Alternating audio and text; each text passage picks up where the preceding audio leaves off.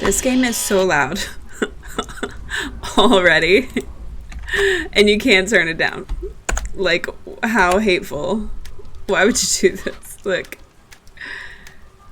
no sound. No sound options. Why? Alright, let's just start it. Maybe it's quieter once it starts. Harris Bullard was found dead in his study 5 days ago. It's not. Nobody believes me, but I think he was murdered. This house in the middle of nowhere holds the secret. There's a story hiding Allie. here, and I'm going to cover it. It's so fucking If I'm loud. right, there are 4 major suspects. Graham Wellington, Josie Herrera, Okay. Cynthia Peckman, Bobby Sawyer. I'm not leaving until I find out what happened. Okay. Oh my god. Can I please?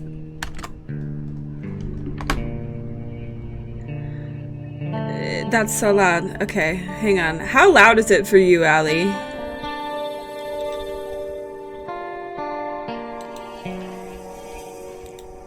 Volume mixer.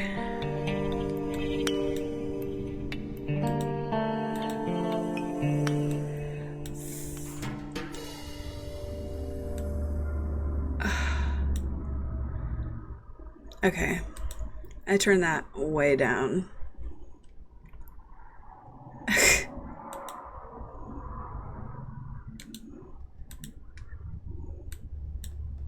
Okay, we'll put it like right there. How loud is that for you? Seriously. Goodness me. Because that was like bursting my eardrums.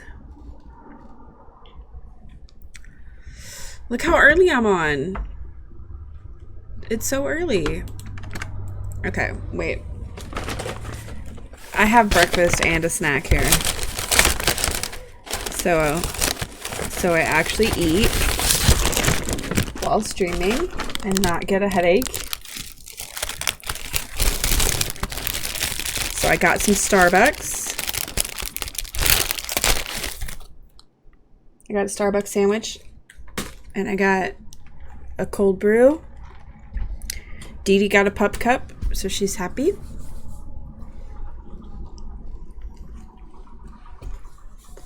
Good morning. Okay.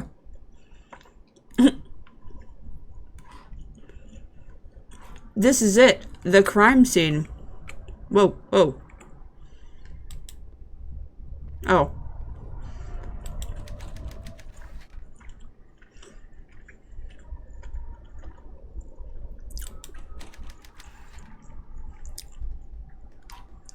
Okay. You just said it's locked.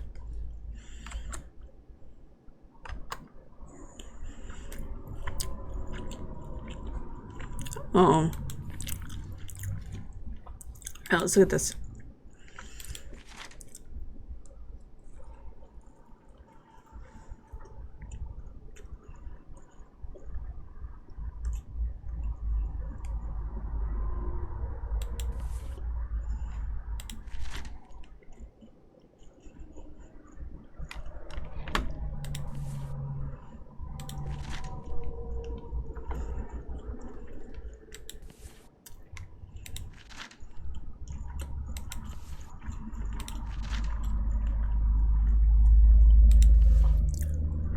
It was probably the research assistant.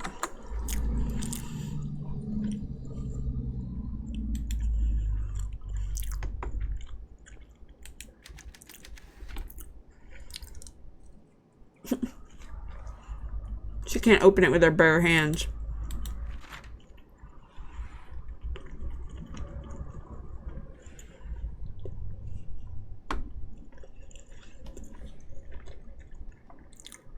Okay. Reclusive professor found dead in home. Harris Bullard, a retired college teacher, was found dead in his home Monday. The body was discovered by Bobby Sawyer, who worked part-time for Bullard, running odd jobs. A police investigation has concluded that Bullard died of natural causes. He was 63. Bullard moved into his home on Rampo Way several years ago, but was rarely seen about town. He was a private and reclusive man who seemed to have few friends. Bullard raised eyebrows last year when a former student, a pretty young woman named Josie Herrera, moved in with him. Bullard's will, written in 1957, leaves his entire estate to his ex-wife, Cynthia Peckman. Peckman will reportedly sell the house and its contents immediately. Harris was a genius in his discipline, said Graham Wellington, a former colleague. The field of neuroscience is considerably poorer without him. Interesting. Ruled death natural. Alright. Found the body.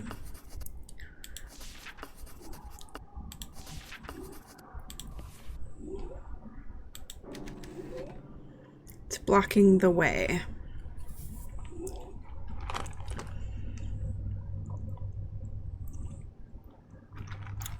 Coffee. Ugh. I hate that I can't W. I can't lift this stuff with one arm, even using the hand truck. Well, what do you want from me?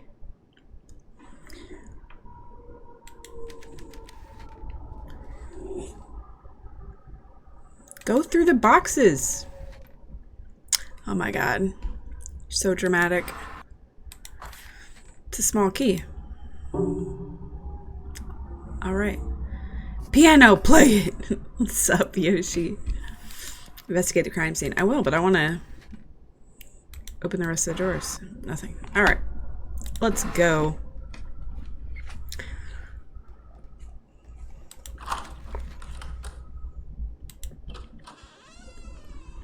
Not bad. Just woke up and went to Starbucks.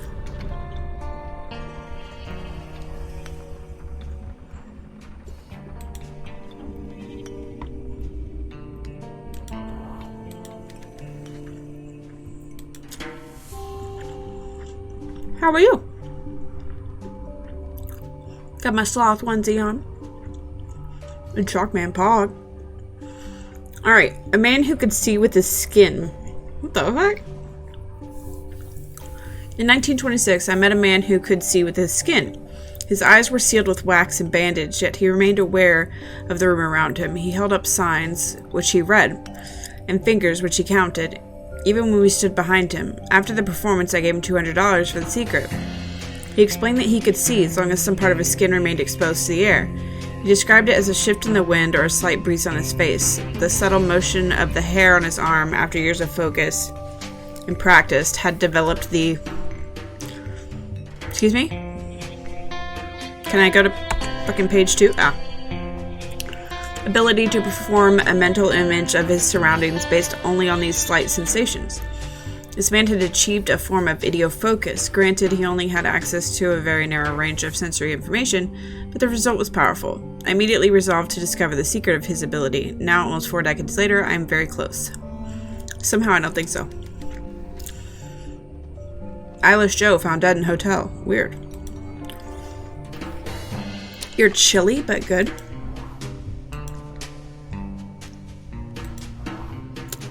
Alright. I keep doing that. No record inside. Okay, fuck off, music. Like, what? Stop it. It is so loud. Alright.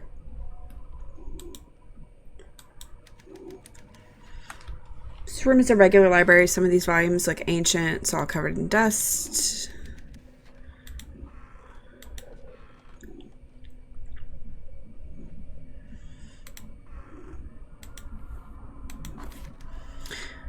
Looks like a tiny camera lens. Alright. Oh, oop. Sorry.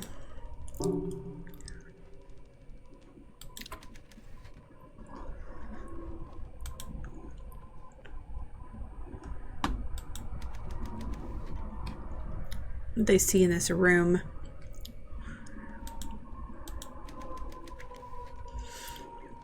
University of Chicago. Mans became a human bat, right? Excuse me.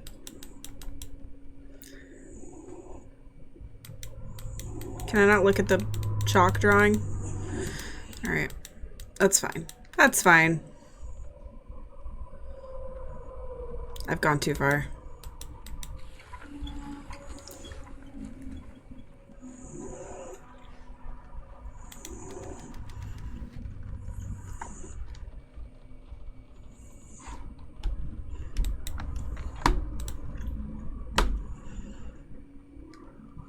Wait.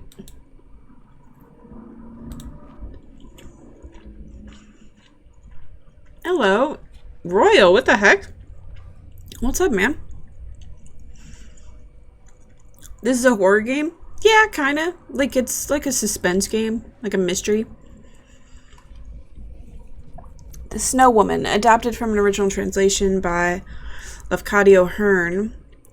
An old man and his son climbed a mountain to collect firewood. It began to snow heavily, and unable to make it back home, they decided to pass the night in a small hut. In the middle of the night, the young man awoke to see that the door had blown open. A tall woman with long hair and a white kimono was leaning over his father, blowing her breath upon him. When she saw that the son was awake, she said, "You are a handsome young man, so I will let you live. But if you ever speak of this to anyone, your life shall be forfeit."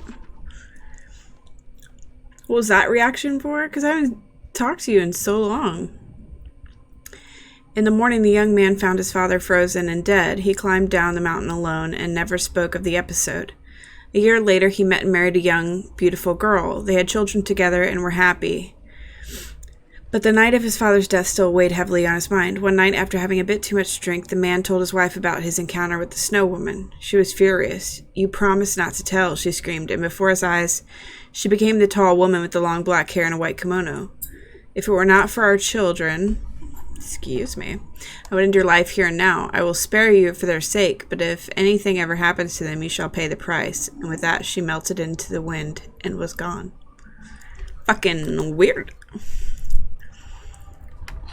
Interesting story, though. Dictionaries. All right.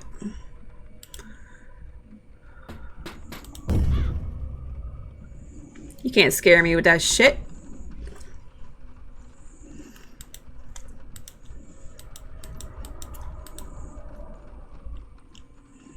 The fuck is that?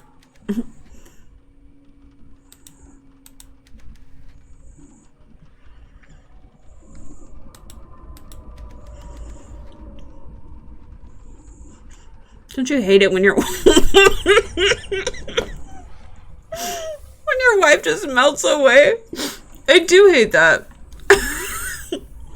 I do hate that. I haven't been active. Life has been pretty crazy for me recently. Same. I graduated with my master's. It's officially done.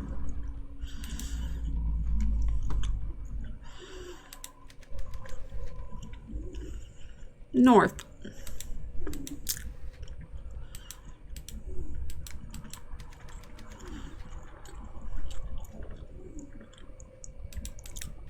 You can't pull it out. All right.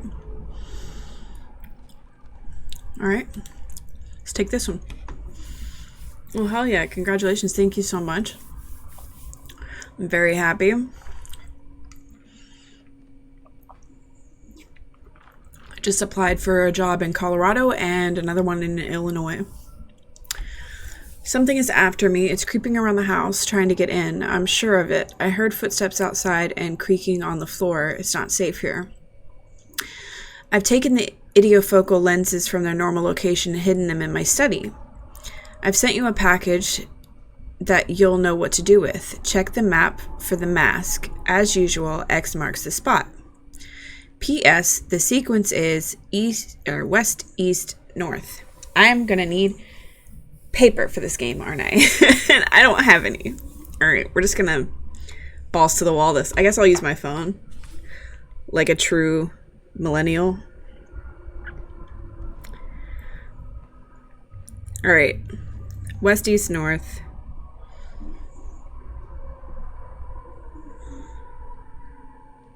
All right.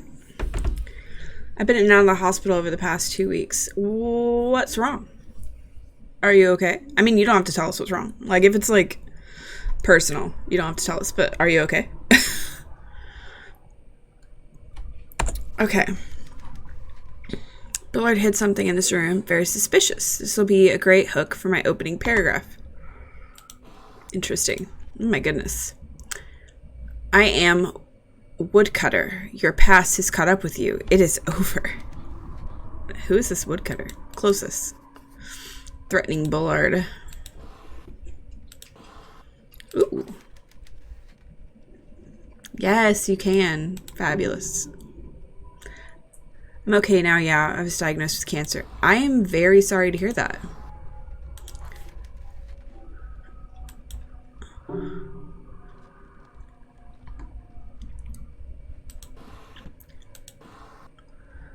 Well, I mean, if you would like to talk about it, then you can. It's up to you. I don't know.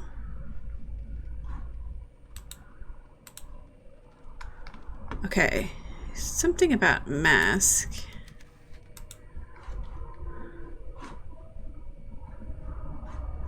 Did I already look at these shelves?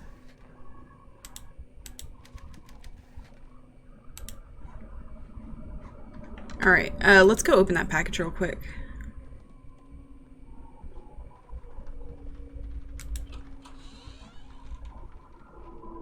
Yeah, I don't want to ask you too many questions. Well, are you going to have to go through any kind of chemo or anything? Right mouse for inventory. That's convenient. It's an old book. It says Kwaidan on the cover, whatever that means. The author is Lafcadio Hearn. Old book. Do I not get to look at it though?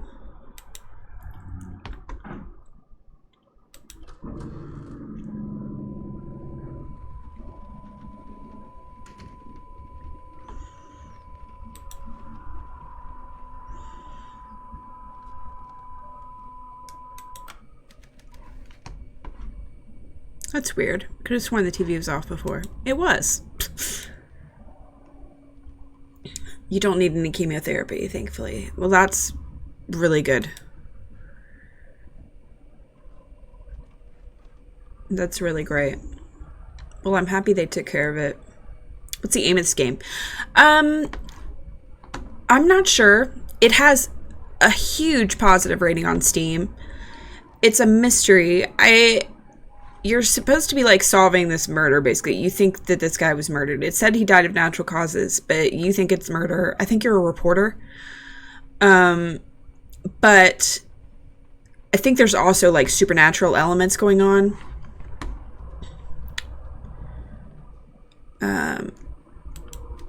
It's only September. Okay. Let's look at these paintings. But basically, you're solving a mystery. Sounds scary. Something about this painting makes me uncomfortable. It's very bleak. I like it.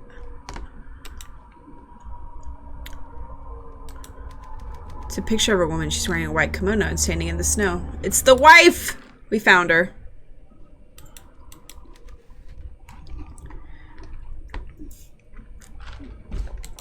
Okay. Can I... Oh. I was gonna...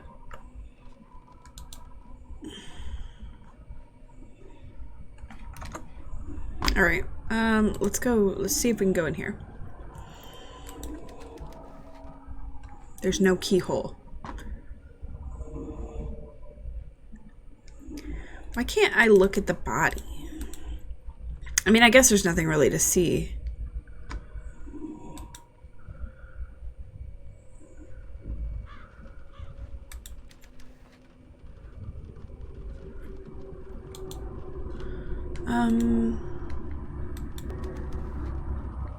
No. Okay.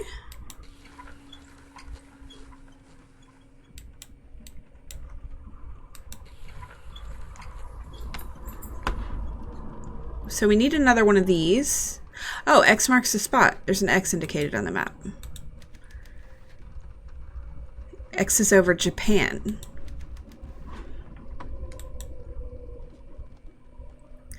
Okay, so he said the X, and then he said the masks.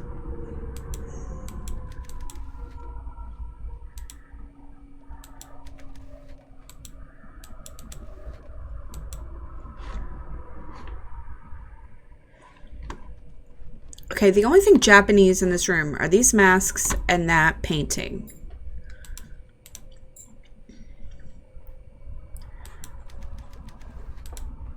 but I can't seem to take that off. So let me see. What if I use circular lens? No. Oh, don't look down. Go over here.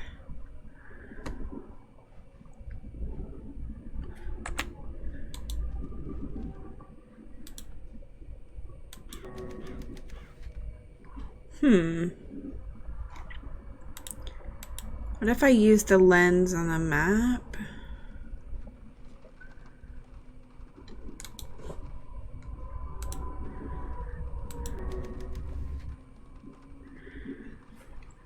You think the X is over Japan?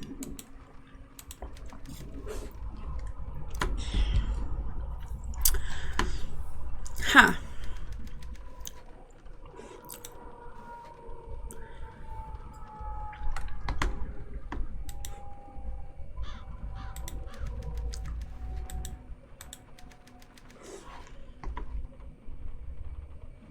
What am I missing?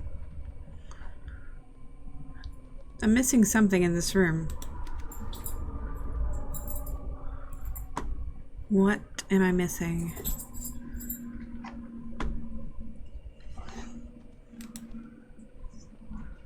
Did I open all these drawers? I think I did.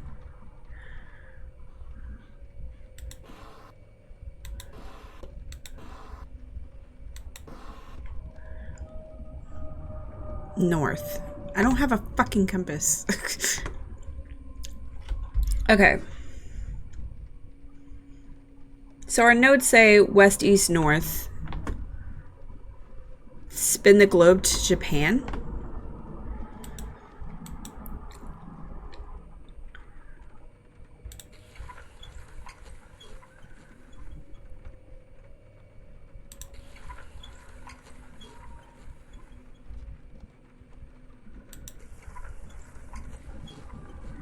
Wait, it's... Bam. You right, homie.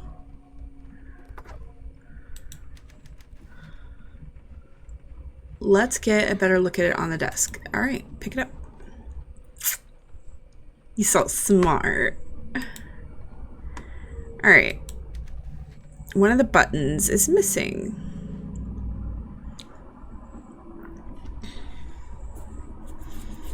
It's north. North is missing. All right.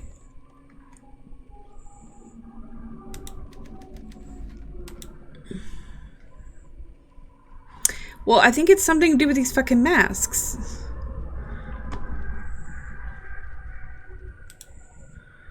But he's not saying anything different.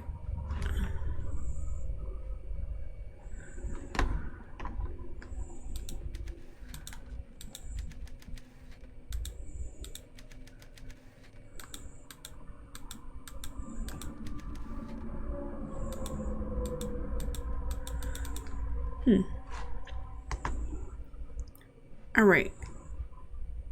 So the map led us to the globe. The globe led us to the box. And now we just need the last button that he hid.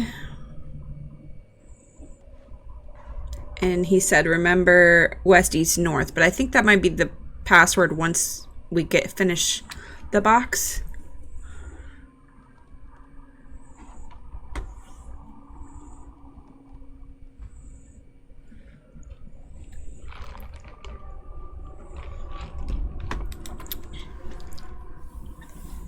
Now the TV doesn't turn on.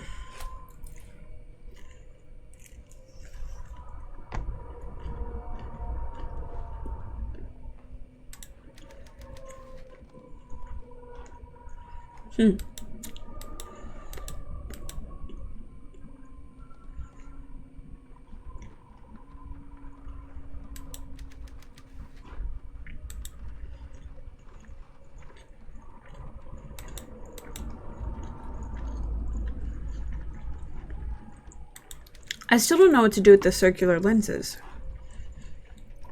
There's nowhere to put them.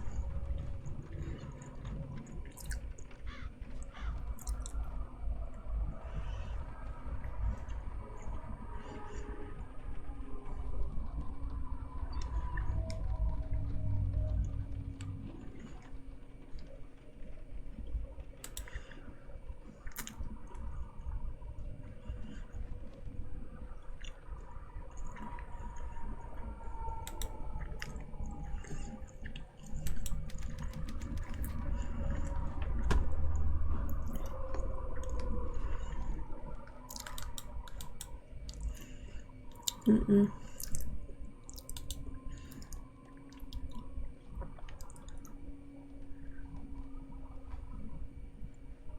Oh, I gotta put this somewhere. Do I have to put this somewhere?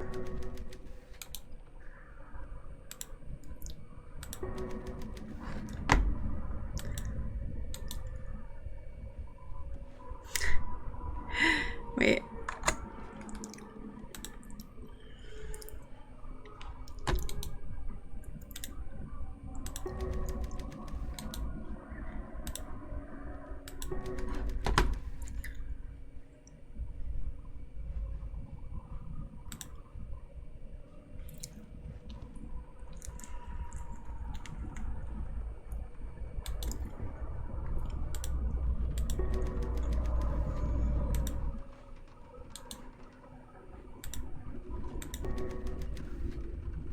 What?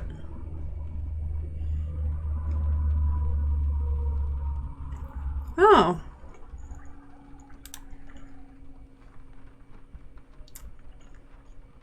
I'm a genius.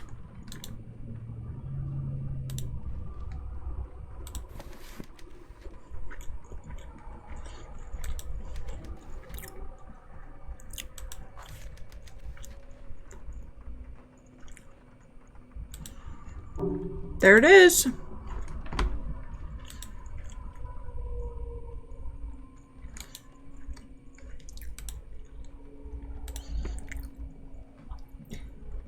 All right.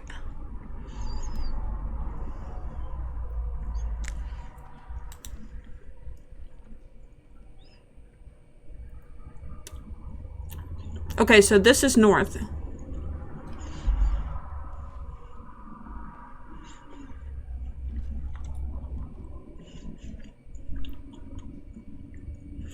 So, west, east, north.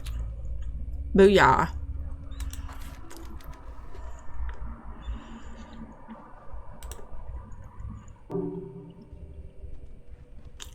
Wow. What? Ah! What the fuck was that?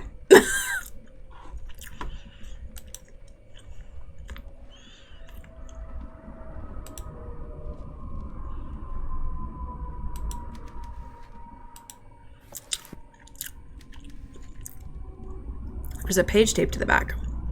Japanese G-Man. Alright. Josie, if you're reading this note, then something must have happened to me.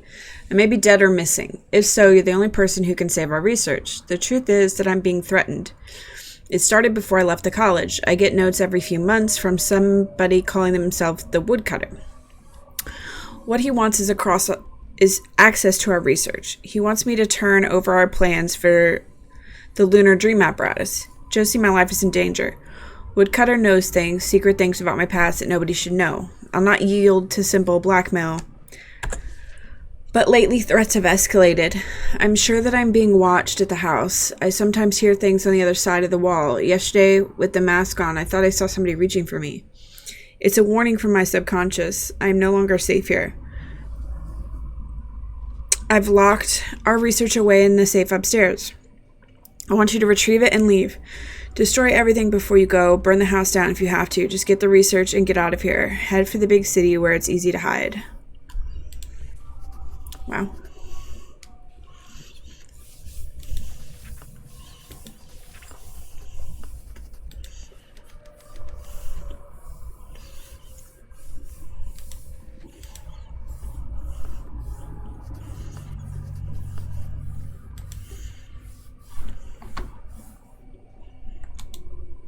Put the fucking mask on.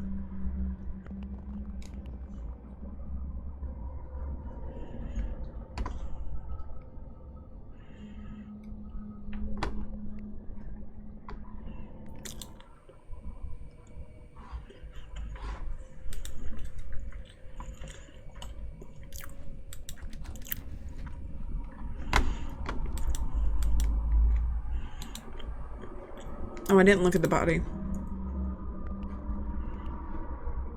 Alright, that's it.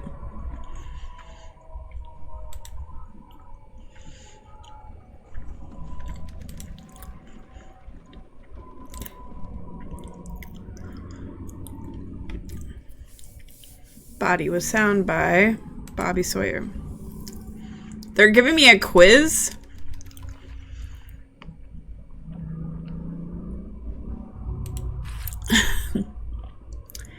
He worried about losing his secret research. They're quizzing me. He's being blackmailed by the woodcutter. Quizzes? Malchus.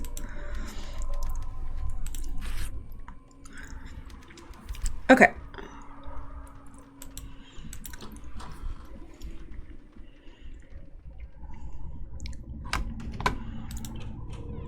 Boom.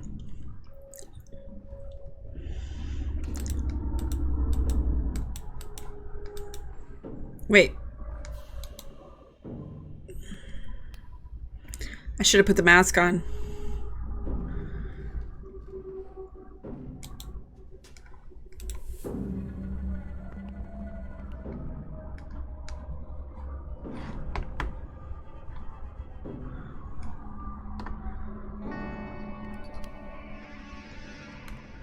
All right, there's no clues as to which direction to go. So, left or right? Left.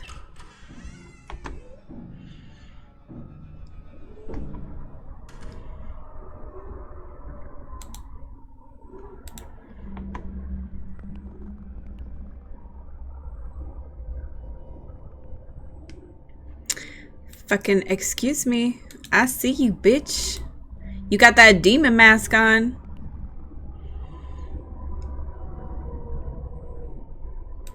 Interesting. All right. We're going to save that for last, though.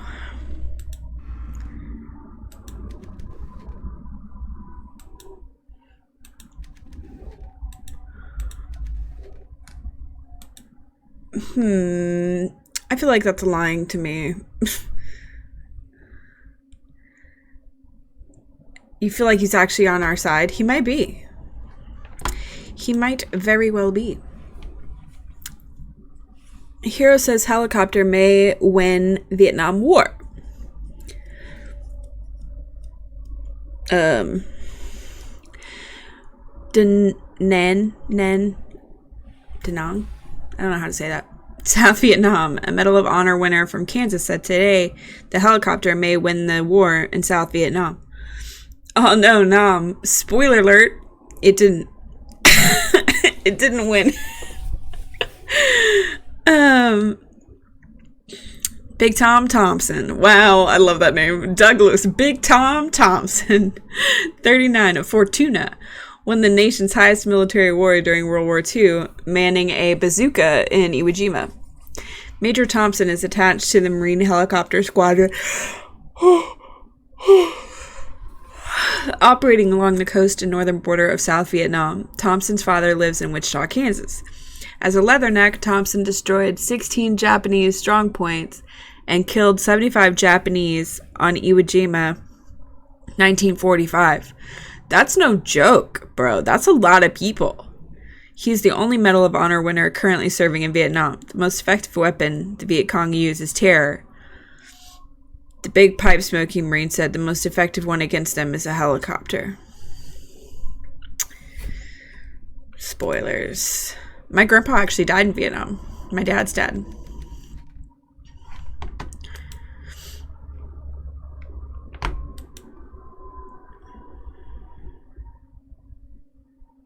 Press X or tab. Oh, I don't have a control. I'm a jackass. I hope you know that. I hope you all know that I'm a jackass.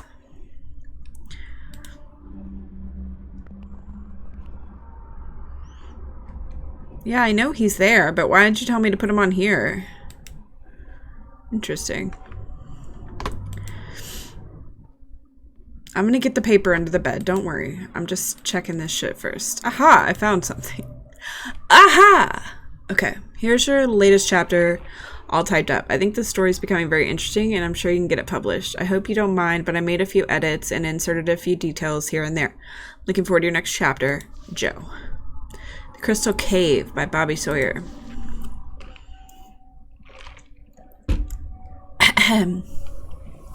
The man had been found dead for hours when they found him. Oh, the man had been dead for hours when they found him. He had crawled halfway up Sarah Johnson's porch steps before coming to rest just outside the door, his feet dangling off the edge like spaghetti that somebody had cooked too long.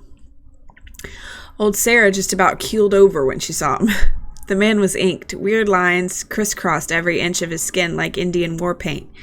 Even his eyelids were marked. The tattoos made him look like some African shaman out of the National Geographic.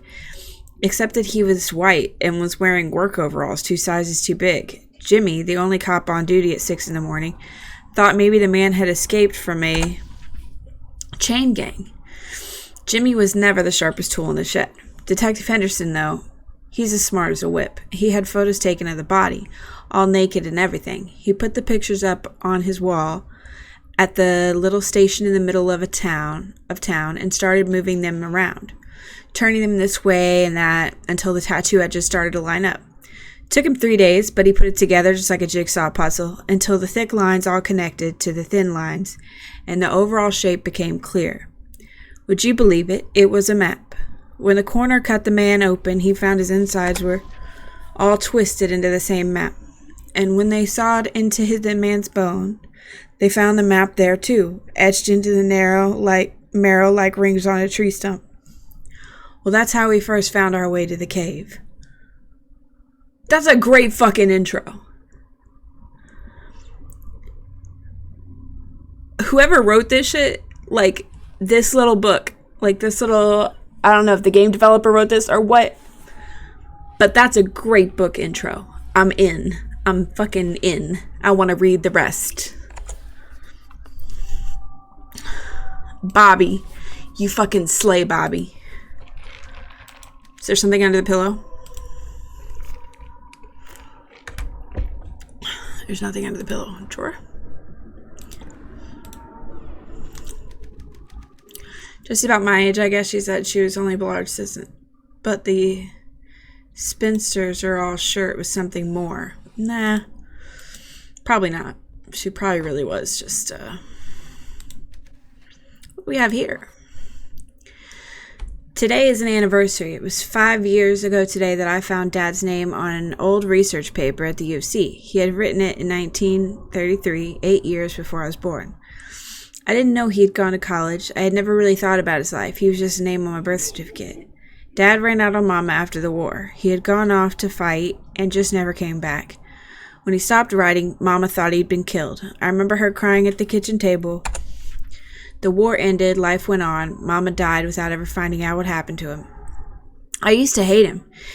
Hated the idea of him. Hated my mother a little too. I figured Dad was just a deadbeat who ditched Mama because she didn't want a kid.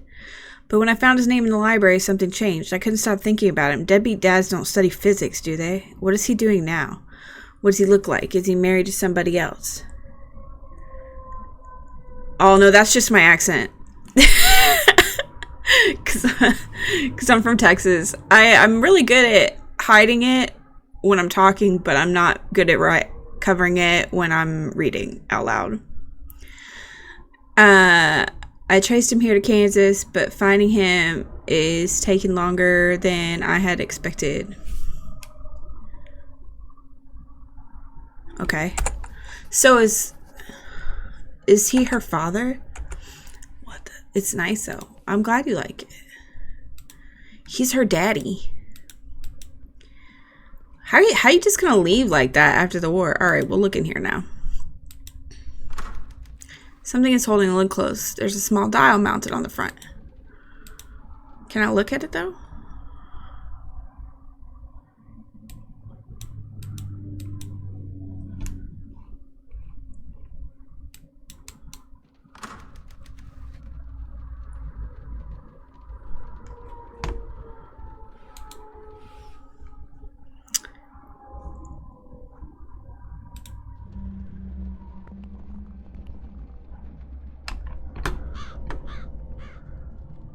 Okay.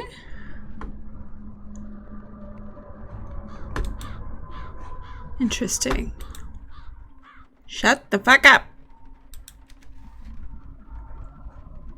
shut the fuck up. Oh, fuck it.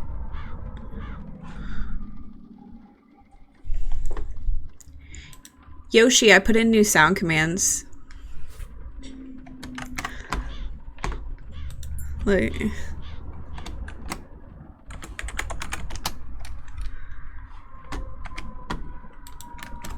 the last 4 are new ones. You have sound commands? Yeah, I do. I have a lot. I have a lot of sound commands. Okay. Maybe I have to leave the room. Maybe I have to go to this other room. Why don't I have a penis?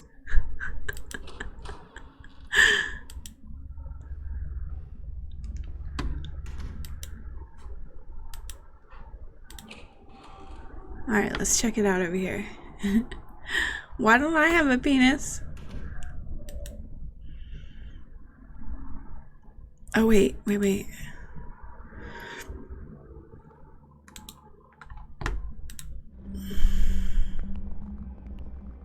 Okay, there's the object over there.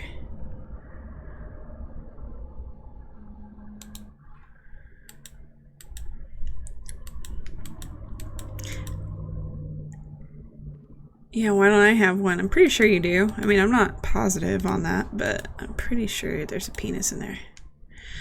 Try the troll command. It's my favorite one.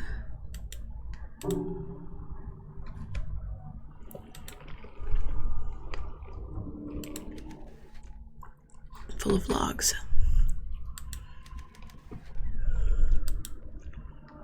Go suck a dick, suck a dick, suck a motherfucking dick. Suck a dick, suck a huge or small dick. Why is that so loud? Is the question. Why are my sound commands so loud all of a sudden? Is it these? Is it my... It's because I'm using the earbuds instead of my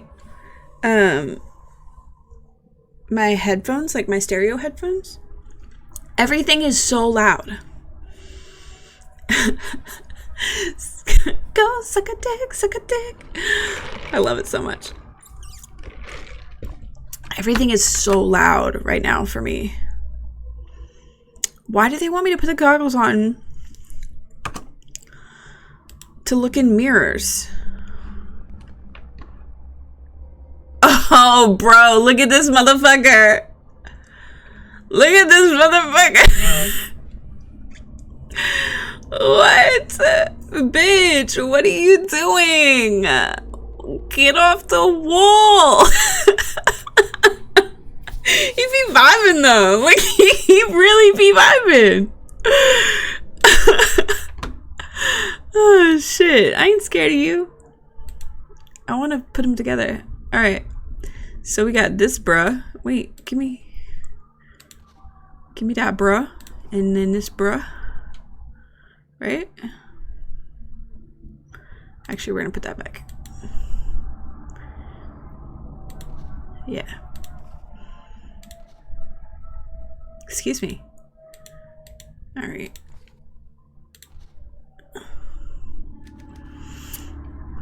Two men on a ship. We got it. Wait, what did the back say?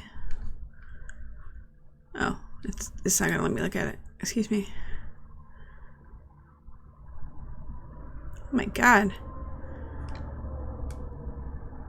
There's so many. Miscellaneous, maybe? There we go. James Lowry and Harris Bullard. Okay. Alright, everything's already been packed up. He really do be vibing.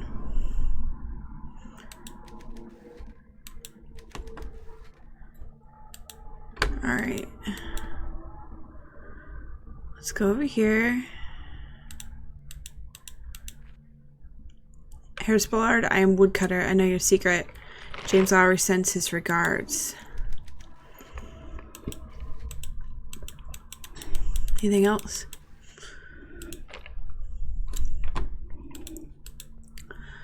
Go suck a dick, suck a dick. Alright. We did a test run of the idiofocal lenses today. At first, we did not know how to interpret the results, but now I believe they are working better than we had anticipated. Instead of an unfiltered stream of sensory information, what we are seeing is subconscious memory. The lenses distort the response to visual stimuli that the wearer has some knowledge of. They see what my conscious mind cannot. Josie proposed that what we are really doing is mining dreams. Dreams are, after all, the form of idiofocus, a time when the subconscious comes forward and shows us truths that we might not otherwise recognize. What we are striving for is unrestricted access to dream thought. As a control mnemonic, the mask works pretty well. I could tell that Josie was dubious at first, but now she understands subconscious thought is potentially dangerous to the subject. We will need a physical object to enable the mind to compartmentalize, providing the wearer with some degree of cognitive protection. A permanent augmentation will require a much larger apparatus. We will need some other kind of focus, mnemonic, to help the brain control the delusive dream. Information it will receive something large and ubiquitous, the moon perhaps. Fucking weird. Ew, science stuff. The lenses in this weird mask dream thought the moon.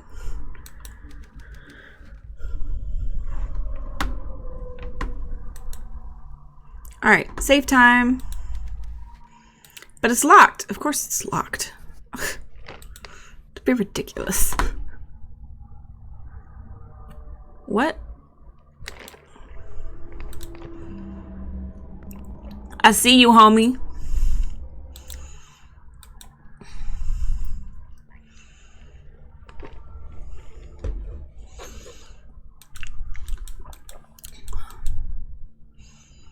Oh wait, there's something up there. Oh! He was helping. How was your conference in Chicago? I can just imagine you prancing through the streets like Gene Kelly, swinging on lampposts, and declaring yourself to be of such grand importance. Did you remember your lines? Was the audience rapt? Oh, my dear Harris, did you find a little chickadee to take back to your hotel this time? A chickadee? Wow. While you were gone, I had old Sam come over and change the locks. You left a few things here, which I have relocated to the curb for convenient pickup. Damn, she frosty, though. I do admit that a few of your possessions may have ended up in the street, but in all honesty, they do not look out of place there. Do you remember the last thing you said to me, Harris? It was almost in passing as you slammed the door, but I heard it very clearly. You said you haven't got the guts. Well, I do have the guts, you rat, and I'm throwing you, your shabby things, and these last 6 wasted years of my life into the rubbish bin. If I catch you around here again, I will alert the police with the sound of my shotgun. Forever yours, Cynthia. Cynthia is bae. Threw Bullard out of their place. Divorce ensued. Hell yeah, bitch. Hell yeah.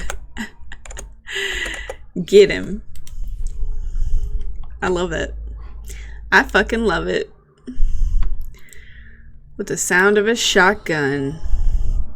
Ooh, what a gangster.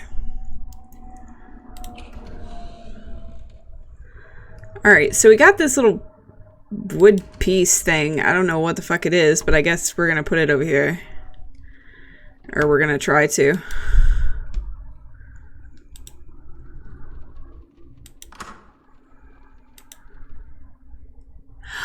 Oh.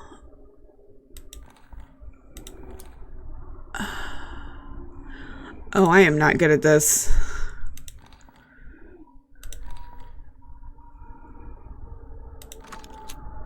Oh, I did it. It's a small wooden knob. Oh, that goes to the dresser. Anything else?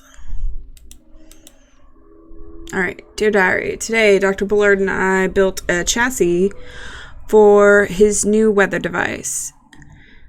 It's weird as usual. I don't really get why we're building it, but Dr. Bullard doesn't explain things. Tomorrow, to Tomorrow I need to go buy some bottles for the base. Today was Mom's birthday. She would have been 54. I bet she would have liked the work I'm doing now. I hope she's proud somewhere. I had the nightmare again last night. It's been over a year since I had it last, but it never changes. I've written about it over and over, but the writing seems to help, so I'll tell you about it again. I'm 5 years old in our apartment in Chicago. It's dark. I've gotten out of bed to get some water, but I hear something coming from Mama's room. I peek in and see a tall man standing over her. He has his hands around her neck. He's breathing hard, and in the cold night air I can see his breath. It streams out of his mouth like smoke and seems to cover her. There isn't any breath coming from Mama. She's already dead, but he continues to squeeze. When I was a kid, I thought the dream would go away when I grew up, but it hasn't. Interesting.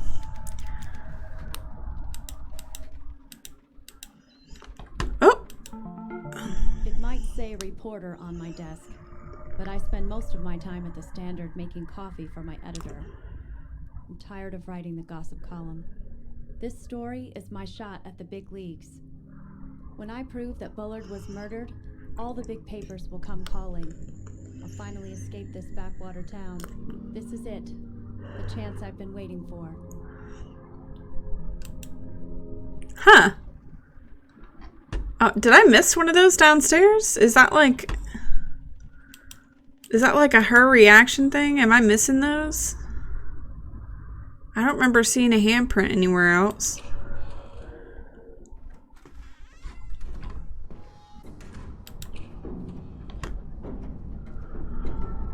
Run?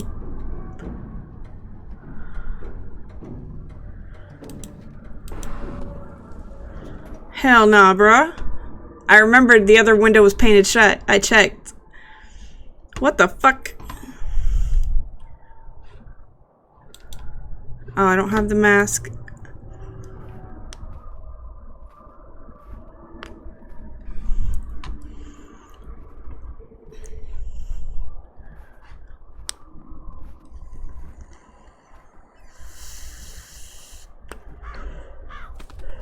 Sup, homie?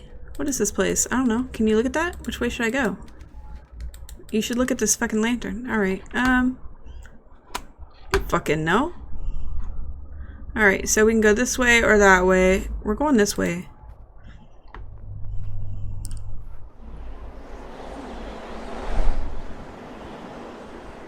It's bright. Was that a bad choice? Bitch! I saw you. I saw you, homie. Think I didn't see your ass.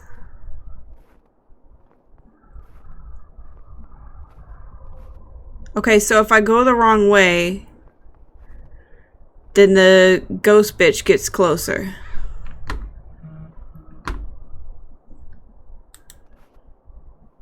Shit. Went the wrong way.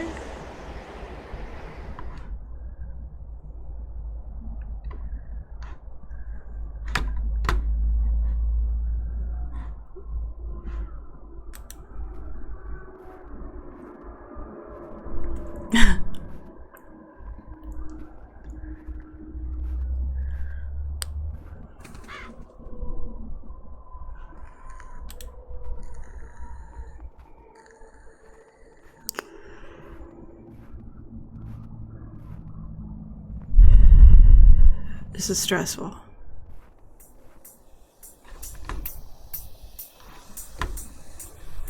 Sup, monkey? What is going on here? I don't fucking know. I don't understand either.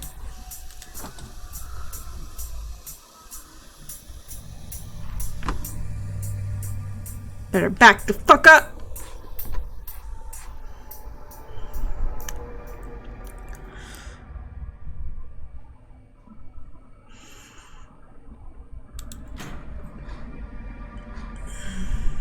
Monkey on a lantern? Comedy.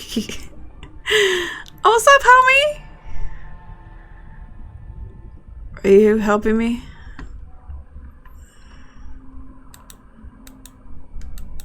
Can I not, like, talk to you or something? Alright.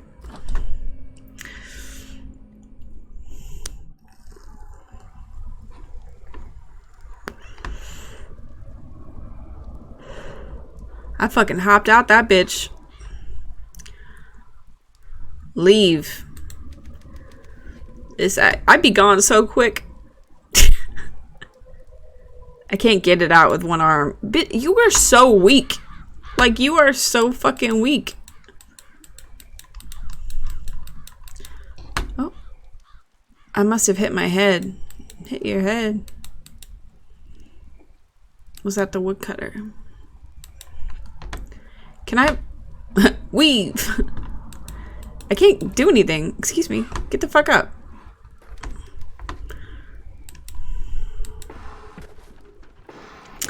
Alright.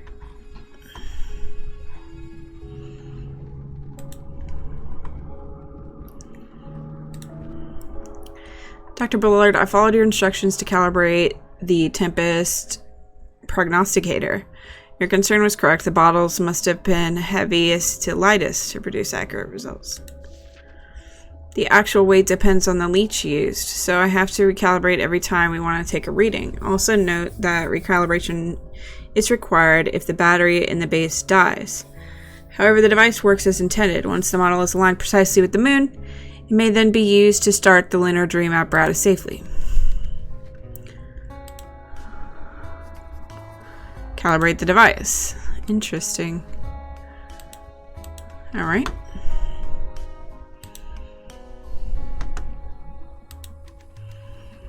Letter B, there's a leech inside. Interesting.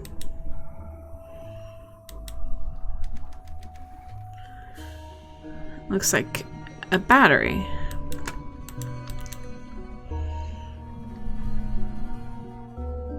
So we're missing a bottle.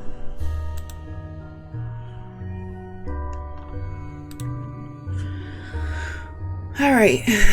Dr. Harris, I read in the paper today that you received a special award from the college for groundbreaking research.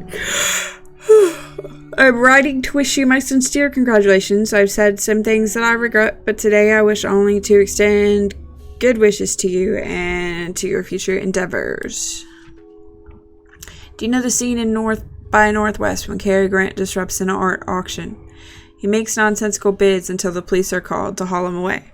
I saw it last summer at the cinema we used to drive to in Logan. It was lonely to go alone, but that scene made me smile. My life feels like that sometimes. I poke my head up and say something crazy every now and then, just on the off chance that somebody will take me away from all this. I'm no Cary Grant, I'm afraid. I'd like to hear from you. Please write me back. Sincerely, Cynthia.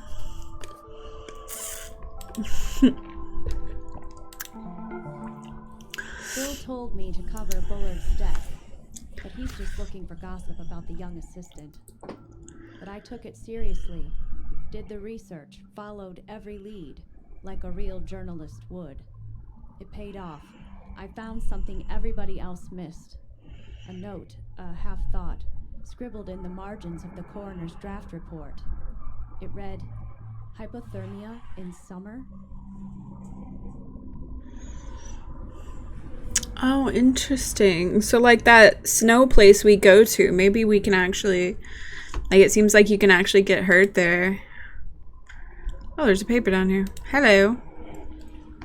The human brain is at some level not unlike the pot that produces my coffee every morning. The water I pour into it is infused with the qualities of the roasted bean. The grounds themselves do not pass through the filter, but the liquid that collects in the carafe is no longer simply water. It has been permanently altered. Every part of my body is a sensitive instrument. My skin, my eyes, my muscles, my tongue. If I'm a coffee pot, this stream of physiological information is the water, and my conscious mind is the coffee in the carafe. And the sieve, the filter that makes the drink palatable, is the subconscious mind.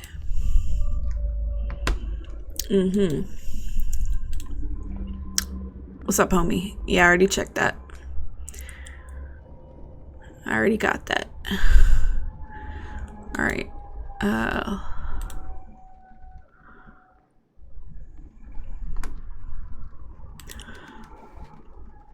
Is that the moon? Okay. The bell's at the top. There's slots for small bottles. Alright,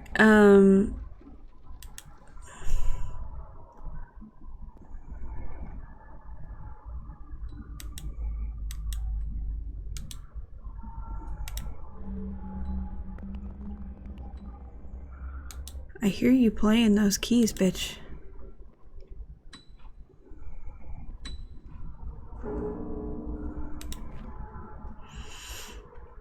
Chapter 8.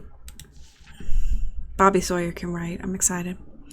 The passage continued downward, a steep slope like we were going down a hill. The smooth crystal didn't give our feet purchase, and we were trying our best not to slip. It was dark as night, but the light from our helmets reflected strangely from the walls, making them dance blue.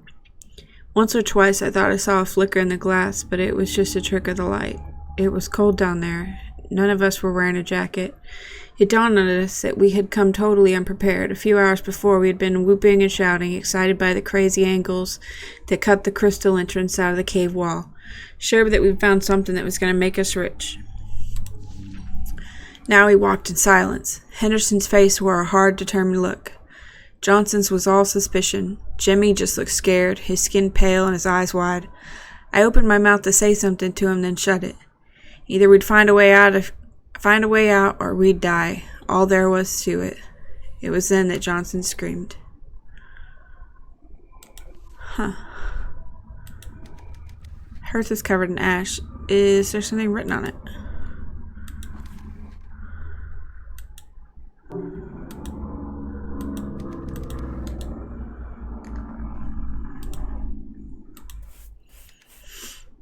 A series of faint symbols. Star, moon, square. Give me the fireplace poker.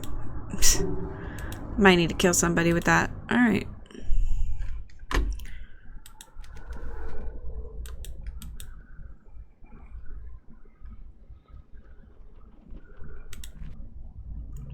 Work order. Cynthia Peckman. That's a cheap ass bill. The fuck is this kindergarten puzzle? Client wishes to keep large items piano unpacked for sale at auction. Do not pack contents of guest bedroom. Second floor left side, not owned by client. Client is still looking for key to first floor study. Will provide. She didn't check the fucking drawer. All expensive looking items are to be packed separately for immediate sale. Cool. National recognition for local college. Washington, D.C., the National Academy of Sciences announced its annual picks for leaders in science academia on Wednesday. Among the recipients of this prestigious award was our own Oakley College in Logan. The college won recognition for a controversial research paper published by the school's small neuroscience department last year. We are very proud to have our work recognized in this way, said Dr. Graham Wellington, chair of Oakley's Brain Studies program. We are a very small program focused on areas of research that the big schools ignore. We applaud the Academy of Sciences for giving us a chance to prove ourselves. The award-winning paper, authored by Wellington and Dr. Harris Bullard, was written in 1962, but only published last year, titled Accessing Subconscious Waves Through Twisted Pair Electroencephalography. The highly technical paper caused some controversy in the neuroscience community and was ridiculed by many experts in the field. The paper was the source of some local tumult as well. This paper was written entirely by Dr. Bullard, said one Oakley student, who did not wish to give his name. Wellington just put his name on it and took all the credit. Bullard, who retired from the school last year, could not be reached for comment. Yeah, that's kind of the way it works in academia, though, sorry to say. Cynthia called me today. She sounded drunk. Sometimes I think she calls just to get a rise out of me. I maintained my calm this time, declined her invitation to meet, and told her in no uncertain terms that if she was looking for money, she had best look elsewhere. And now I am going to go get drunk myself. Graham came by my office this morning. He had a strange-looking envelope. It was addressed to me, but had been pushed under his door. It bore no return address. I can name 4 shapes instead of 3. Pfft, nerds. Graham came in my office this morning. Oh, wait, I already read that. It bore no return address, just a single word, woodcutter. I had to run to class and haven't had the chance to open it yet, but something about it makes me uncomfortable. I hope it's not another love letter from a student. Graham is a weasel. He's never set foot in a lab or run an experiment, but he makes it sound like he's the brains behind the whole program. Without me, we'd be a washed-up theorist with nothing to his name.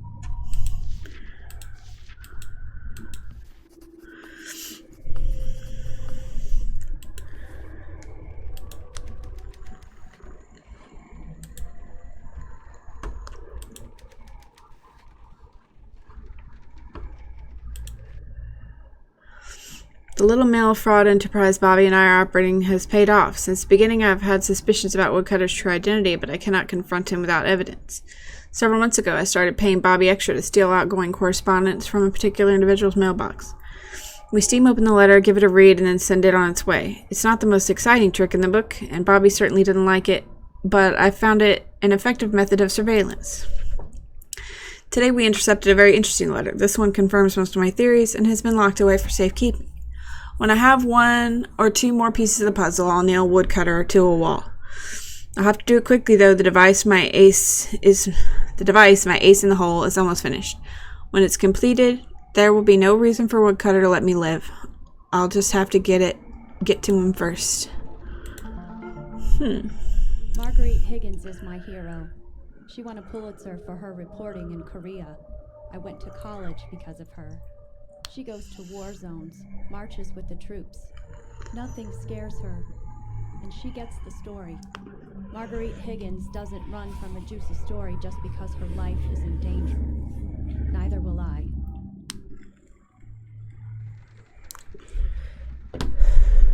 Commitment.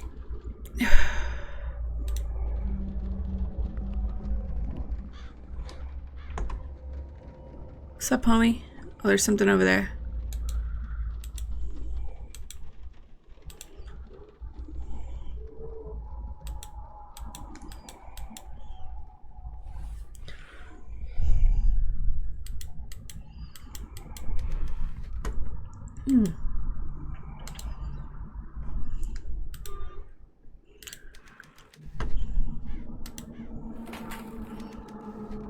Hidden space under the floorboards.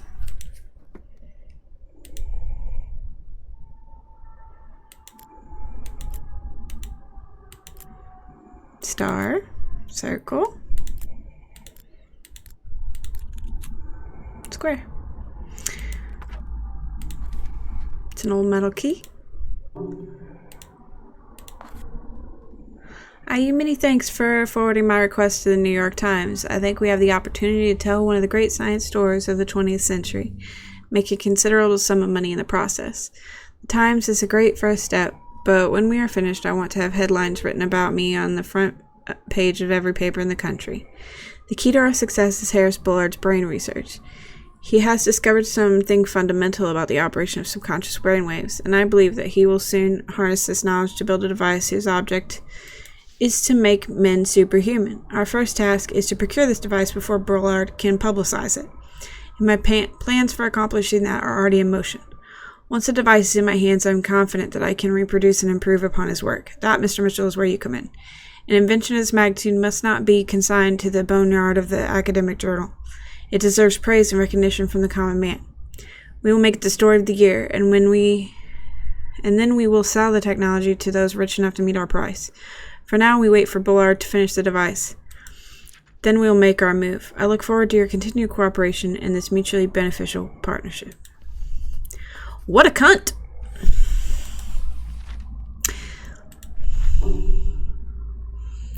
Okay.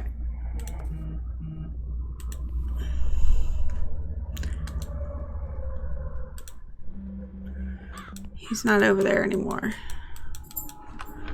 Alright, so... Oh, what's up? I didn't look at this painting.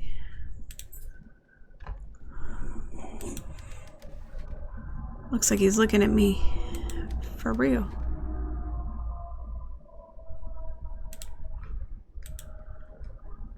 Okay. Oh, I missed this. Wait. Walk. Don't walk too far. Alright. Using the moon as a trigger for the lunar dream apparatus has its problems. The moon must be full or nearly so. The night must be clear, and the process must be started at a very specific time to ensure that the moon is visible from inside the chamber. Josie's been following weather reports and using lunar charts to try to predict days for ideal test conditions. But it's an error-prone process. The data we get back from the weather service just isn't precise enough. Today I hit upon the solution. We'll build our own weather device. In fact, we can base it upon an exceedingly accurate design from a century ago, the Tempest Prognosticator. I'll have to make some modifications for our purposes, of course. I'm sure that with some tuning, we can build a device that responds exactly to our weather needs. Then we'll need to get some leeches. Weird. Alright, I still have a knob that I can get into the desk with. But I need to get back to the front. Okay, we got something over there.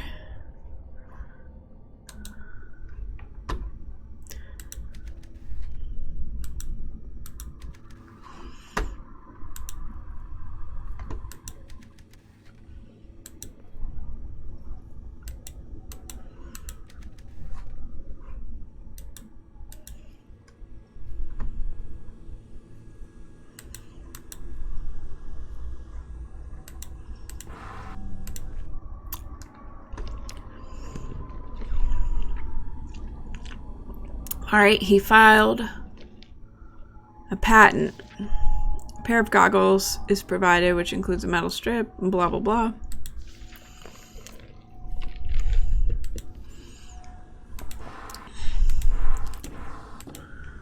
Interesting.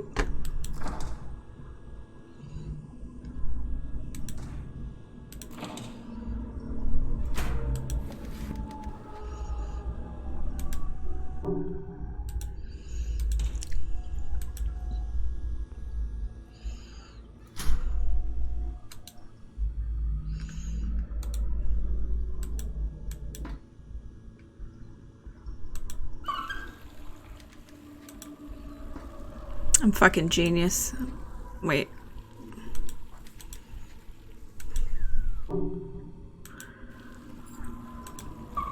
Turn that shit off. Alright.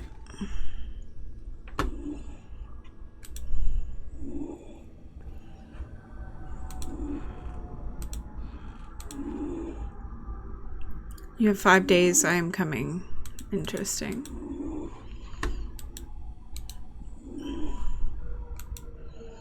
Blank page. I need light. Alright, let's go forward.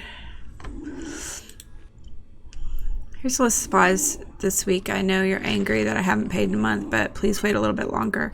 I have some money coming. I'll be able to pay you soon. Leeches, as many as you can get a lot.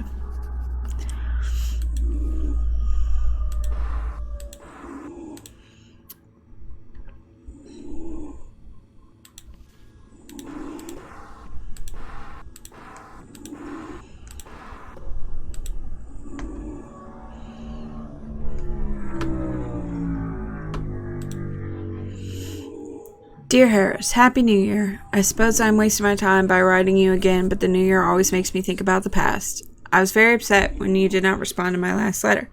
I was told that you refused my calls at the college. I understand that you are still angry, and for that I cannot fault you. But unlike you, I have gotten past our little meltdown. I've grown to see it as the inevitable terminus of our relationship, something that had to happen sooner or later. Like spilt milk, as they say, it's not worth crying over. But I do have a request. I will make it plain, Harris. I need money. Some of my investments went bad last year, and with Kennedy in the White House soon, the others will certainly fail. You may hate me now, but I cannot believe you will consign me to a life of poverty. Somewhere deep down inside you, under that mask you wear in your daily life, I know you must still feel something for me. Please say you'll help me. Just this once, put down the mask and trust your feelings. Humbly and sincerely, Cynthia.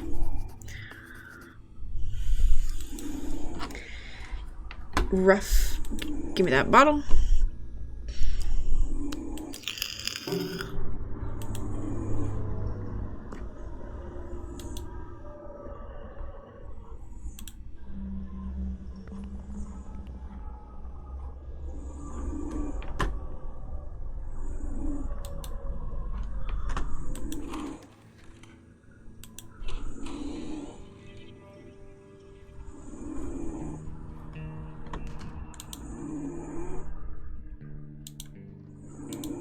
Actually, yeah.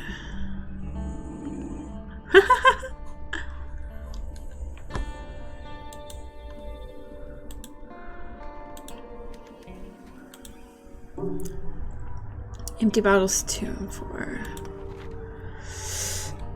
With temperatures below 20 for most of the state, experts warn that deaths from hypothermia are not on the rise. Several deaths have already been attributed to the cold this year, including 2 hikers found south of Ottawa and a man in Wichita. December is one of the deadliest months, said Charles Manning, chief medical examiner at Ottawa PD. People don't realize how cold it's gotten and go out unprepared. Profound hypothermia occurs when a person's core body temperature drops below 90 Fahrenheit. However, scientists do not yet understand why the deep cold kills some people and spares others. According to Manning, men are at a greater risk than women, and the cold is particularly dangerous for thin people. It's not complicated. Men are more at risk because women carry more fat on their bodies. That's a part of our evolution. Women have to carry fat for surviving during harsh temperatures to protect their children and make babies. And obviously for thin people because they don't have fat protecting them from the cold.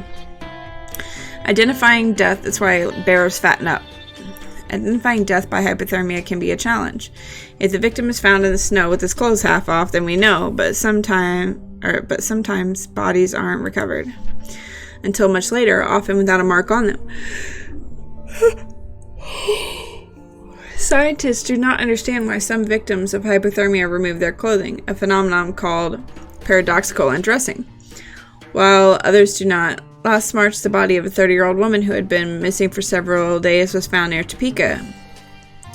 After failing to identify the cause of death, the coroner chalked it up to exposure to the elements. The easiest way to stay safe is not go out alone in the cold, especially at night. If you must go out, make sure that other people know where you're headed and dress warmly. If you're in a car accident, stay in the car. Don't try to hoof it to the next town on your own.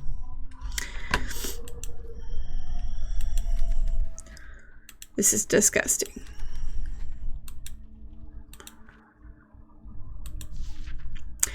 We rounded the corner and Johnson stopped dead like he'd been given an electric shock. I about ran into him cursing before I heard it. From somewhere far ahead, deep in the darkness, somebody was singing. A woman's voice. It echoed off the crystal walls and then seemed everywhere at once. The song was so faint, I listened hard, but couldn't make out the words. The melody was odd, ghost-like, but it was definitely a person singing. Johnson turned and looked at me, but didn't say anything. We both understood. Somebody was down there. Somebody who must know the way out. We were saved. We broke into a run then. Johnson cradling his arm as we tried to cross the forest of crystal, scrambling over translucent beams of amethyst, big as fallen redwoods. I slipped, hit the smooth surface hard, got up again. We followed the woman's voice deeper and deeper into the cave. Jimmy got to the plateau first. I could tell before I made the rise that something was wrong. In the middle of the mesa was a sort of hatch, like something off the deck of a submarine. It was round and made of steel, and sticking out of it was a metal locking wheel. The woman's song drifted up from it like smoke. I looked back at Johnson as I grasped the handle. He was out of breath, still clutching his wrist where his hand had been, trying to keep the cloth tourniquet tight around the stump. He nodded, and I gave it a turn. Oh, shit.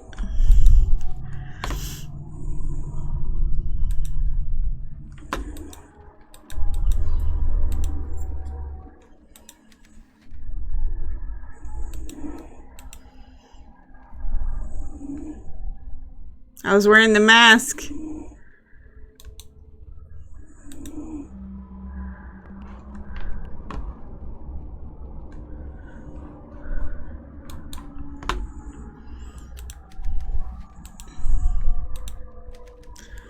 It's a flashlight. It doesn't have any batteries. Alright, good to know.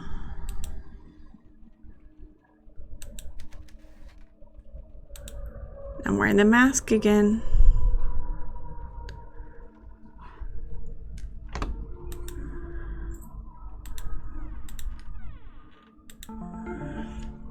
Dad took me to Wichita once before he died. We drove for 4 hours to get there, ate hamburgers, and watched a movie. Then we went home. He never explained, just told me to get in the car. I guess he knew he was going to die. Okay. Alright. Johnson City, Texas. President Johnson boned up on reports and correspondence at the LBJ Ranch today, pending arrival of cabinet officials for a wide-ranging review of defense and foreign problems. Defense Secretary Robert F. McNamara and Deputy Defense Secretary Cyrus R. Vance were due to arrive by Jetstar at 3 p.m. CST and will remain overnight at the ranch. Saigon, South Vietnam, the Viet Cong mounted an assault on the Bien Hoa Airport in Saigon on November 1st. Washington has yet to comment on the impact of the attack on U.S. operations in Vietnam. Neshoba County, 18 men arrested by the FBI in connection with the murder of 3 civil rights workers are still awaiting formal charges from the state. These men, alleged to be members of the Ku Klux Klan, are accused of murdering James Chaney, Andrew Goodman, and Michael Schwerner. With the tacit cooperation of the local police, the 3 activists were visiting the area to investigate the burning of a church. The Supremes' Baby Love remains at the top of the charts this week, followed closely by Oh Pretty Woman by Roy Orbison. At the movies, The Outrage opened this week. Paul Newman, Lawrence Harvey, and Claire Bloom star. Interesting. Alright. Oh, the mask is gone. Okay, did I miss anything? I don't think so. Unlock the door. Good. Let's go.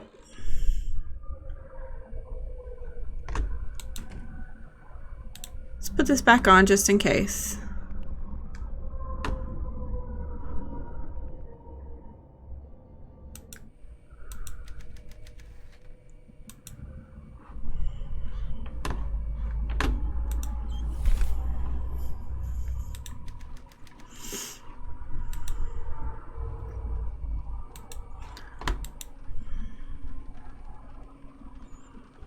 Okay, what do I have in my bag? I have the knob. Okay, I've got the safe combination. I've got bottles.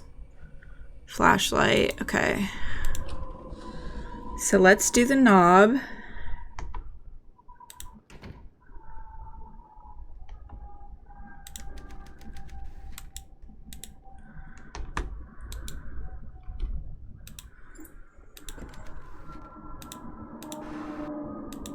Another bottle. All right. 3 of 4. Okay.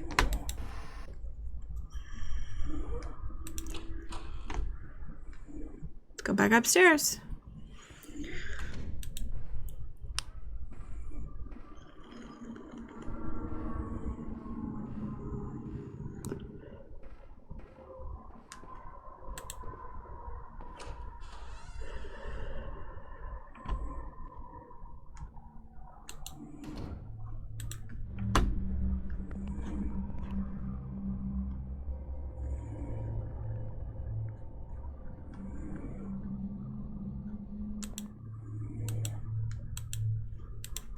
Walk over there. It's the monkey. Wait, I've seen this before. Yeah, in the snow. Pretty sure this wasn't here the first time I came in. Somebody must have put it here. Woodcutter? I don't know. But let's roll.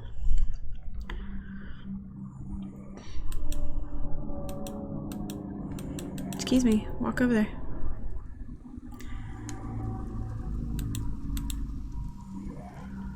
Alright, so what is it? Left 20, R 50, left 10. So 20, 50, 10.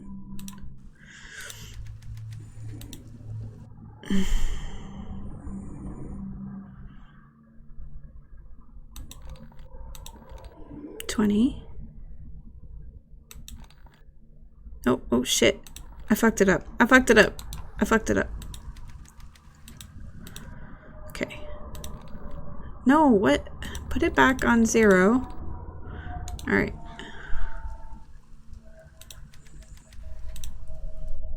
Okay, so left 20. And then 50, and then 10.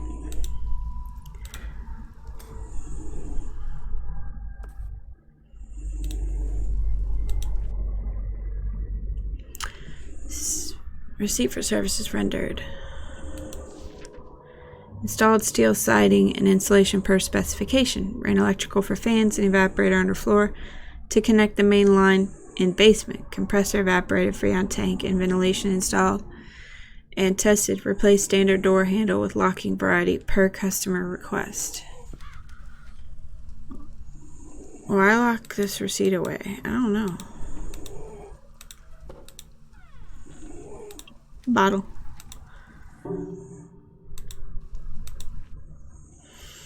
Okay.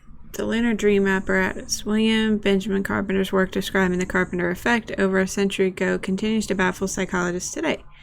We have struggled to understand the linkage between the conscious and the subconscious, particularly the ways in which the subconscious mind seems to wield special knowledge of which the conscious mind is unaware. Our research attempts to give the conscious mind unfiltered access to all of the information stored in the subconscious by creating an artificial bridge between the two. We have done this in a rudimentary way with a set of lenses that reflect light by tracking alterations in brain waves, but a more robust connection requires permanent alteration of the brain. The Lunar Dream apparatus combines engineering, psychology, neuroscience, and a bit of physics to create just such a connection. In order to give these subjects some control over their own subconscious, we have chosen the moon as a mental mnemonic. After undergoing treatment in the Lunar Dream apparatus, the subject's conscious and subconscious are merged whenever a full moon is visible. This paper describes the construction of the apparatus, its function, and the details of our research and data recorded from our first test subject, co-author Josephine Herrera. Joe, this is the only remaining copy of our research materials. I destroyed the rest. Take this and get out of here. After I'm gone, they'll turn this house upside down looking for answers. Josie, I know about the secret room behind your wardrobe. See? I fucking told you. I knew that wardrobe looked weird. If you've stashed anything there, you must get rid of it. I've already cleaned out the freezer. I'm counting on you. Take the files, destroy the machine, and get out of here. Alright. Search the basement. Freezer. Explore Josie's room. Yes.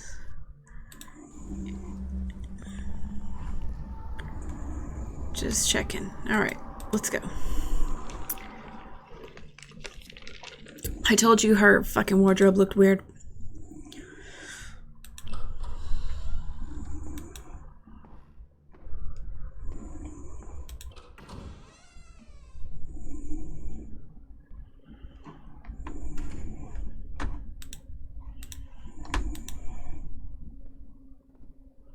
I'm not wearing the mask. Okay.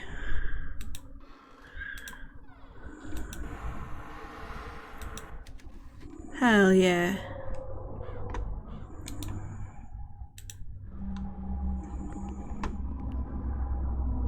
Damn, yo, it's dark up in here. Hey, fool!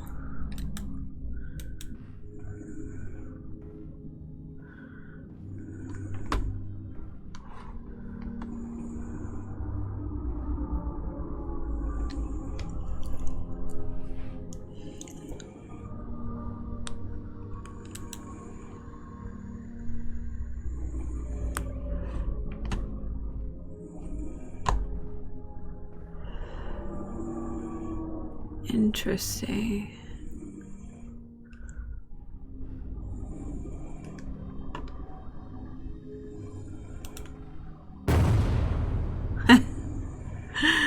What you doing, creepy bitch? He's still there? No, he's gone. Interesting.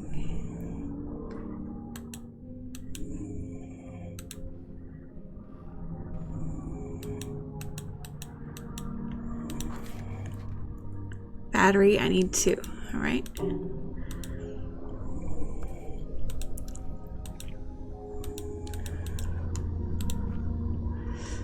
Dear Diary, got a letter from the Herreras today. They are good parents, even if they aren't my real parents. They sent the letter to me at Dr. Bullard's address, which means they know I'm living here. I wonder if they are worried. The whole town seems to have decided that the only reason I stay here is that I'm sleeping with him. I don't care what the small-minded bumpkins around here think, but I hope the Herreras aren't worried. Maybe soon I can tell them what I'm really up to. Also, Bobby Sawyer gave me another draft of his novel. It's really weird, but I think it's pretty good. I've been typing up his manuscripts on Dr. Bullard's typewriter. I'm fixing mistakes and making little edits as I go. When he's done, he's going to submit the type version to Amazing Stories or Worlds of Tomorrow. I hope they publish it. I don't know if magazines will even look at work by a black author. I told him to use a pen name. Tomorrow we run the first live test of the Lunar Dream apparatus. Dr. Bullard doesn't think it's going to work the first time. I hope it does. I volunteered to be the first test subject. Maybe after the treatment I'll be able to understand what happened to Dad. Interesting.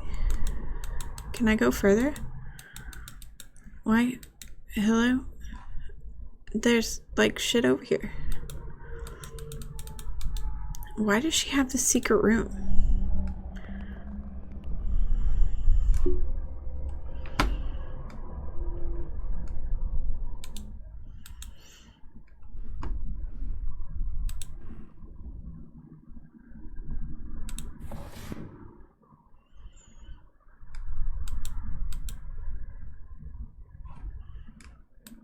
All right.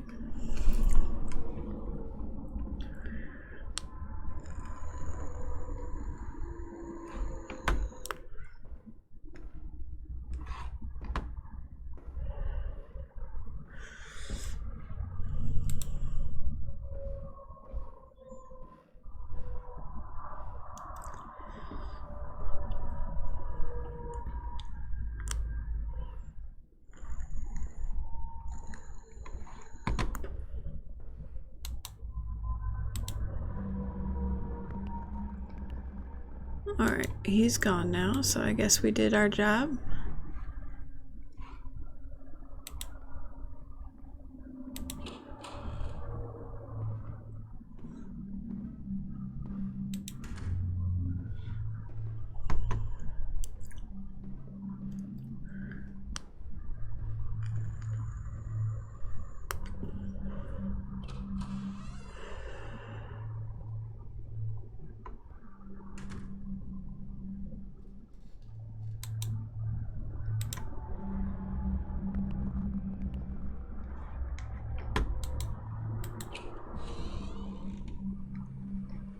Alright, let's go.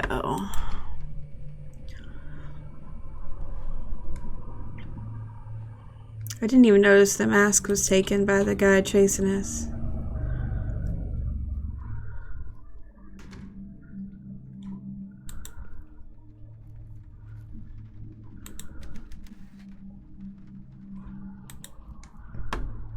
Alright.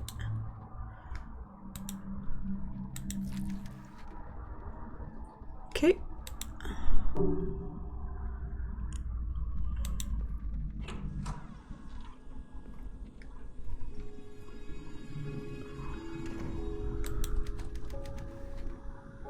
Blocking it on the other side.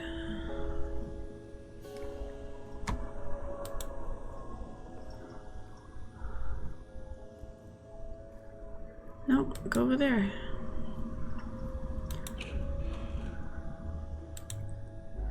Time to check the basement. Oh, she needs another battery. Where did I miss a battery?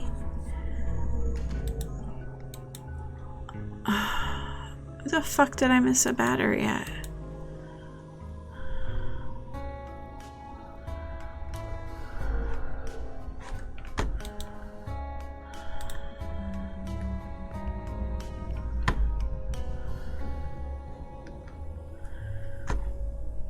Shit.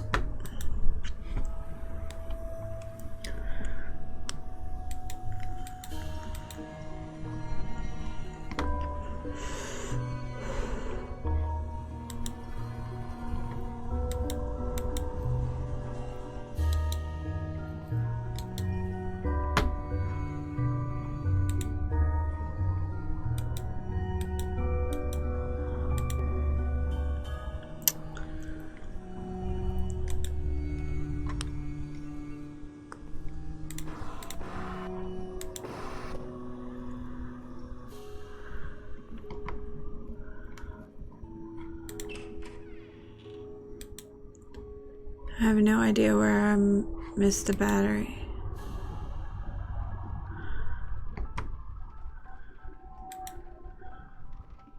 Oh, the battery's down there.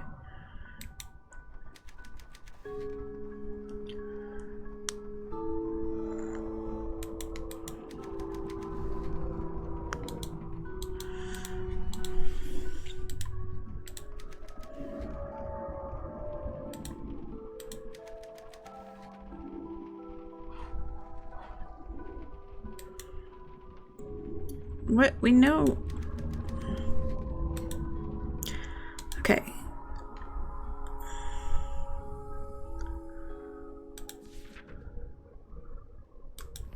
Search the basement freezer.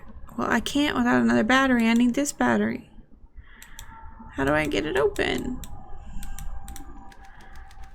The door is stuck.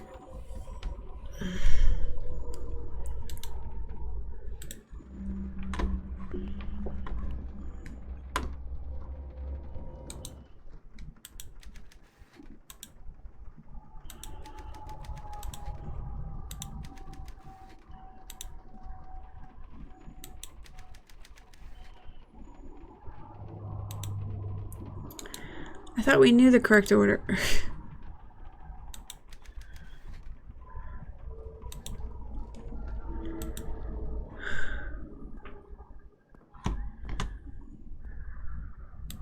Why is this off-centered?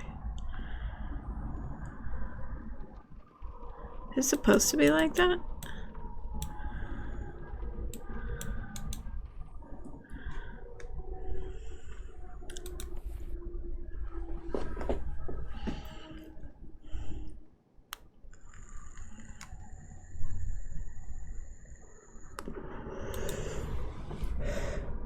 Oh, I'm missing a research doc. But I'm sure it's in the basement, but I can't get to the fucking basement.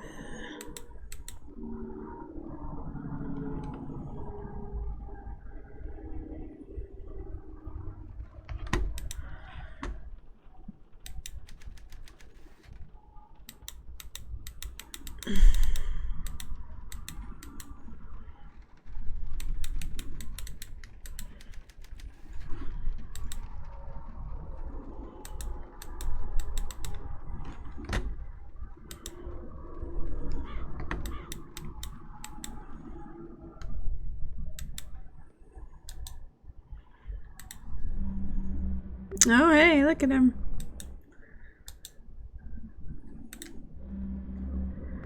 Yeah, we did that already.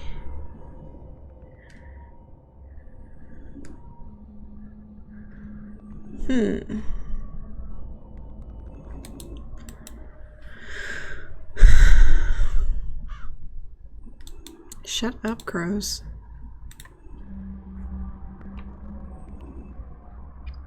Wait, yes, dear, I know, but I can't get into the fucking thing.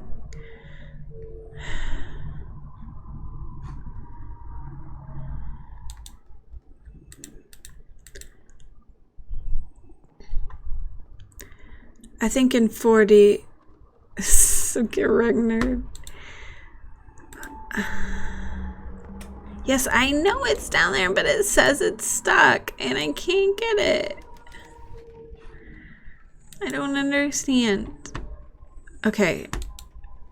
Oh, that's right. She said heaviest to lightest.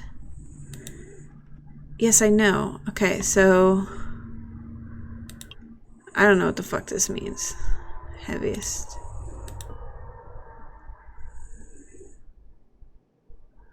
Okay. A.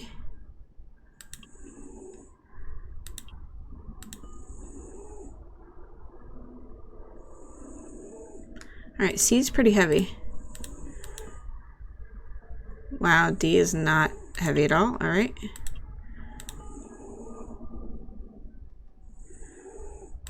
Alright, so D. No. D. Oh. Wait, bitch. Fucking. D. Okay. C. And then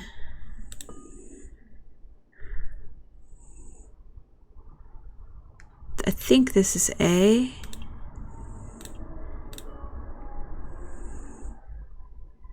Yeah, and this is E. C-A-E-D.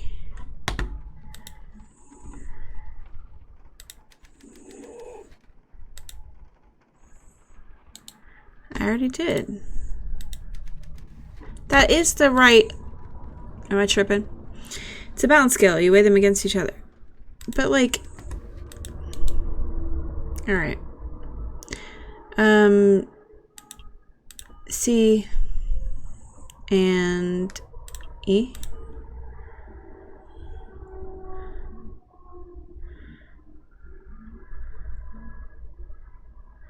Okay, so C is heavier than E.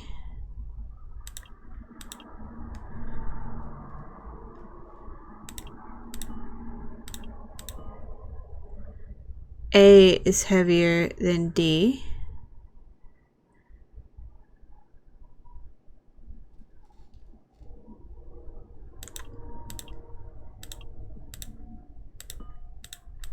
Nope. You're killing me.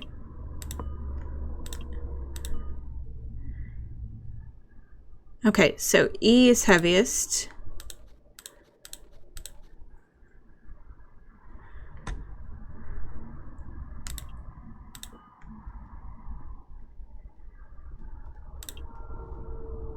I think. No, C is heaviest.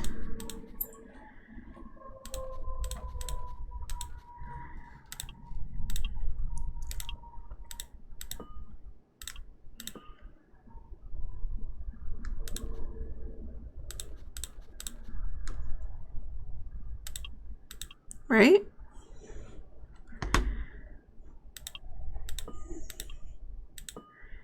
Let's double check. C is heavier than A. Yes. C is heavier than D. Yes. C is heavier than E. Yes. Oh. So C-E-A-D. C-E... Oh. A... Alright. Science is not my strength, my dude. Not my strength. Alright.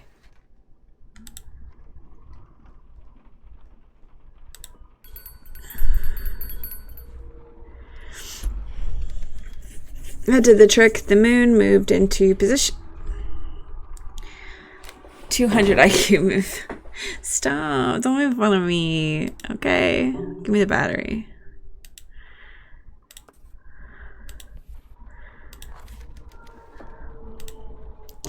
Yay, flashlight's working. Now you need to figure out what to do with it. Okay. But we're going to go in the basement. Back to, oh, math. Have fun. Alright, we gotta go this way. Right? Yeah.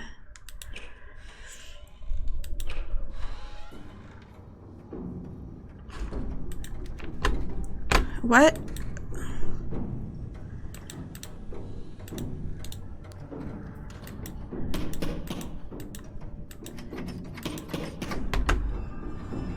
Oh, shit. Go. I'm stuck down here for now. Alright. Turn on the lights. I got you. Just go downstairs. Whew. That was stressful.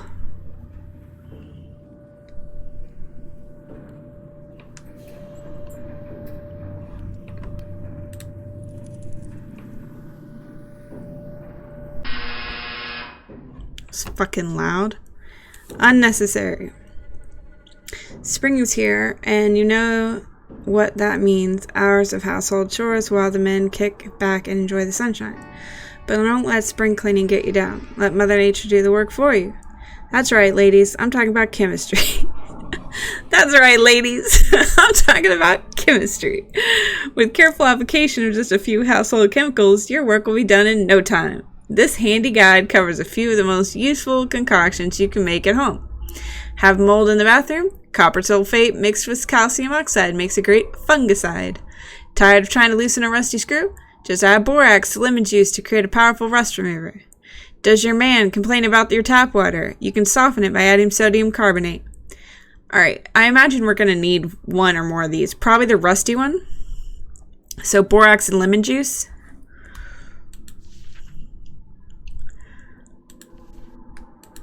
Wait, what did that say? Let me see. Oh, I didn't get to finish it.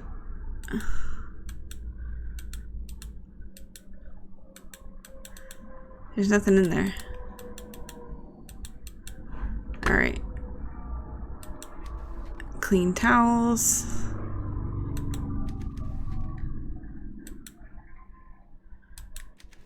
Toolbox, it's empty. Set of chemicals, none of them are labeled. That sounds safe.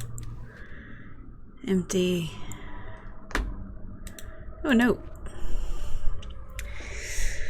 Today, I turned in my resignation at the college. I've arranged for my lab to be moved to my house, and I'm having the icebox installed. Excuse it.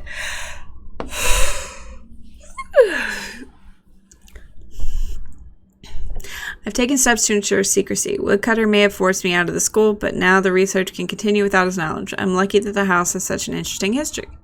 Josie came to my office and was packing up. She was distraught, her eyeshadow all smeared. I have never seen a student so emotionally affected. She has been a valuable assistant this year, and the research will be... Whoa, excuse me. I wasn't done. I wasn't fucking done. What?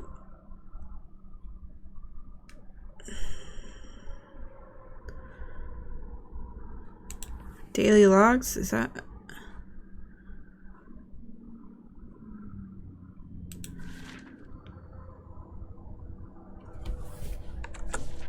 Will be harder without her. It occurred to me to invite her to work with me at my home, but I hardly think she would have accepted. The young woman now holds a graduate degree in esoteric neuroscience at the age of 23. What does she need an old man like me for? Because you're her daddy, I think. I don't know, honestly.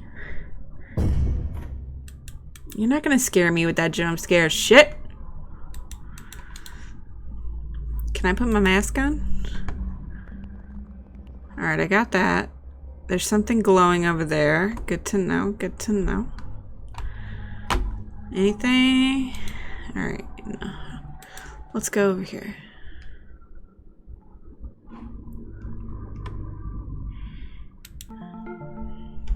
If Woodcutter killed Bullard, he was pretty sneaky about it. No marks on the body, no sign of a struggle. Coroner ruled it was pancreatic failure. How do you kill a man without leaving a mark on him? And why return to the scene of the crime?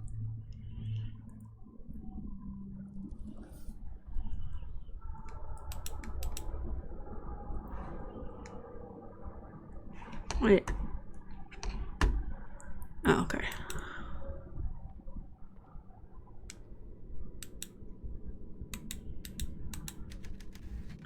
Seems to be in good shape. Alright, good deal.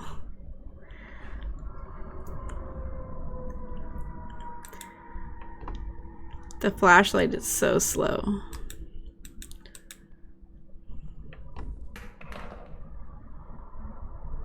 Not gonna fucking scare me.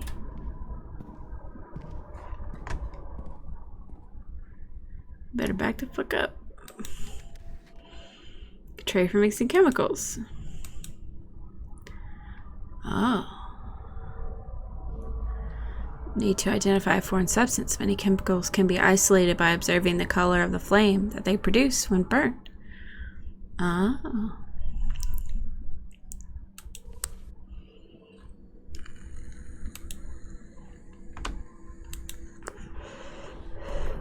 Hey, a record. We'll take that for upstairs. Okay. I gotta get the lights on though, for real. Wait a second. I'm not gonna open that yet.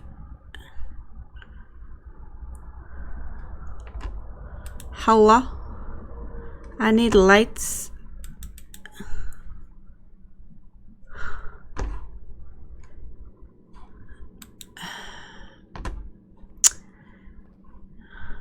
I don't see any lights, actually. I mean, we have some lights on the ceiling, but I don't see a way to turn them on.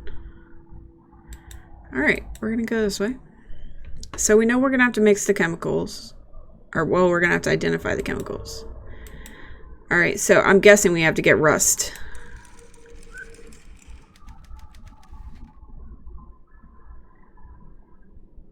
It's made to be detached. Better take it with me. Okay, rock on. Wait, I don't understand where the panel moved. Where did the... Can I get a fucking light, please? Oh, right here. Okay. Alright. Locked with a padlock.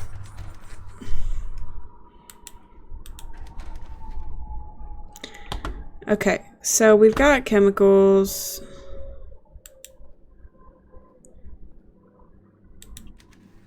Lemon juice, that's what I need. Alright, and so we need borate. Right? Was it borate?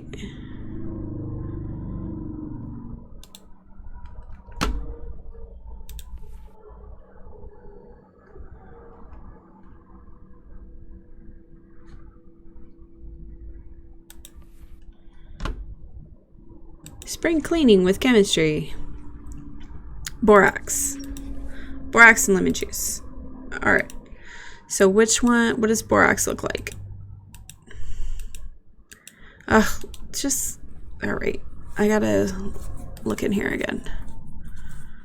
Miscellaneous. This one. Borax. Oh wait, how do you make borax?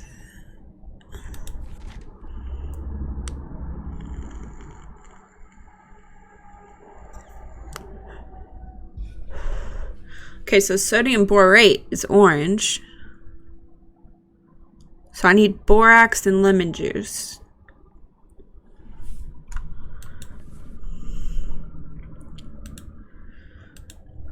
Whatever. Let's just burn some shit, shall we?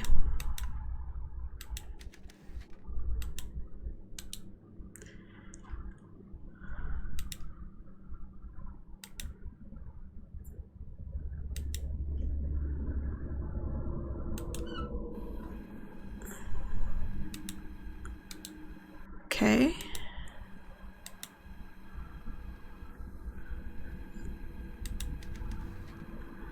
But you need to light it.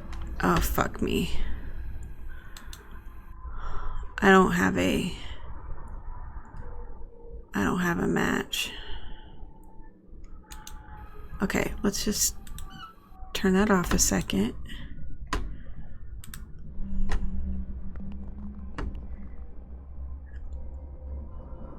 Oh, I missed some shit. What's up, demon?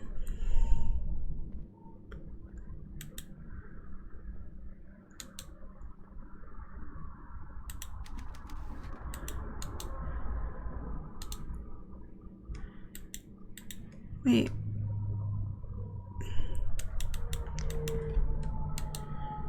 Oh, wait. Shit. Right here.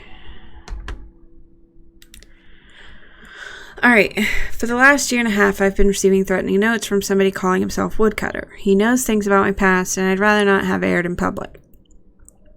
After forcing me into early retirement, he now demands that I hand over all my work. Last night, I was supposed to deliver my research materials to him. Instead, I camped out nearby and watched the meeting point through my camera with a big lens. I can't say I was entirely surprised to see you show up. Some advice. Next time you try to extort personal property from somebody, don't arrange a meeting under a bright street lamp.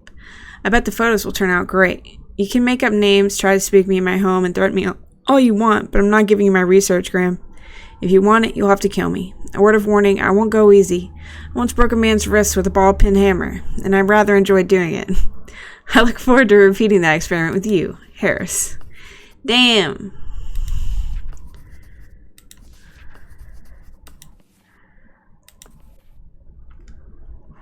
Okay, but serious. Oh, wait. Wait.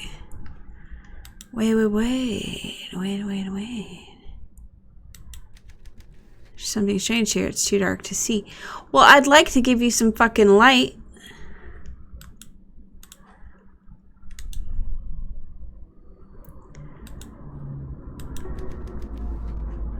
It's too fucking... Why was he hiding over here? Come on, dude. Give me a fucking break.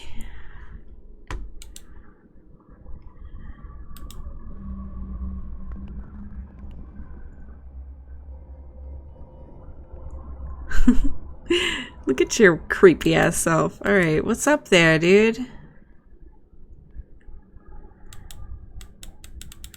There's something there.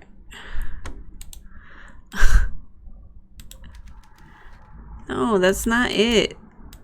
Is it this knob? Do I need to turn a knob? Like, what is happening? He's hiding over here, but I don't know why.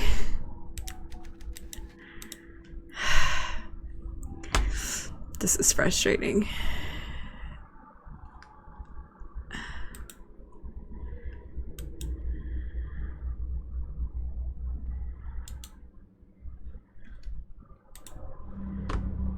Yes, I know I'm missing something over there. I just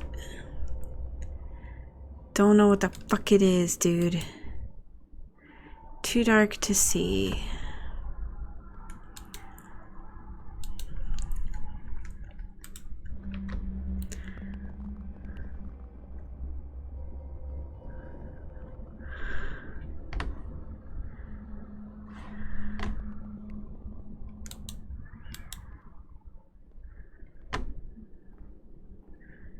There's no light switch there.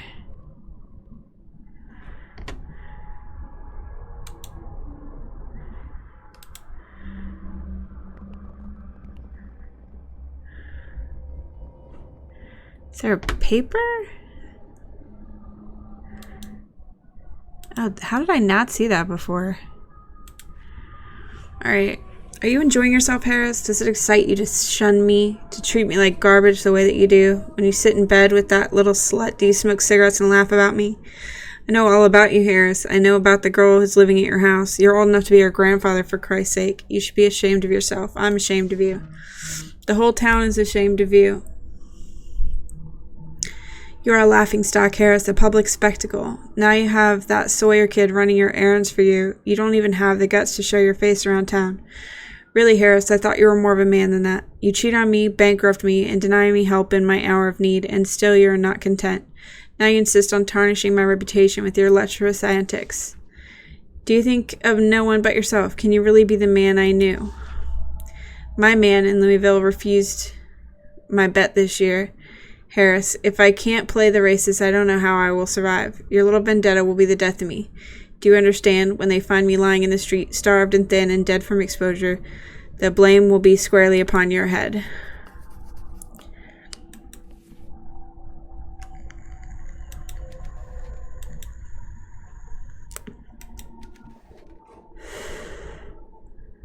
Damn it.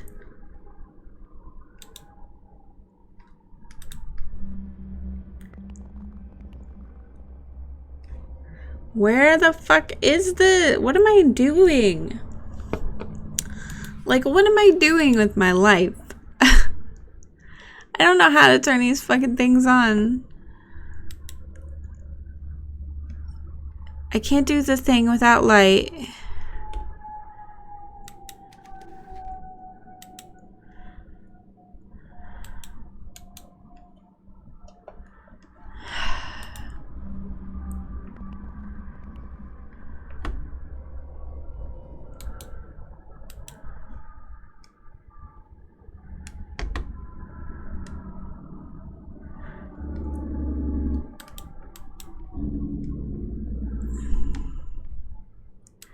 And I can't get closer to the wall.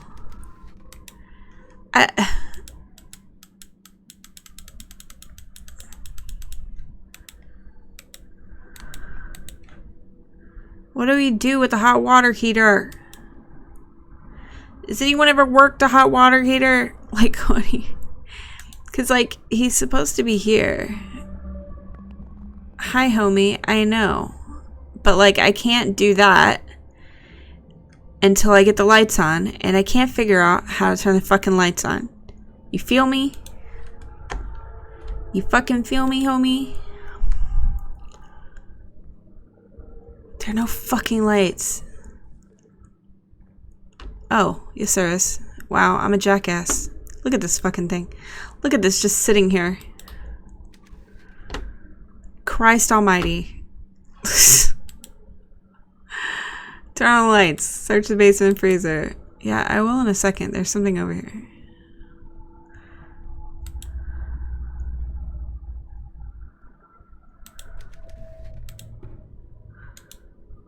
Alright.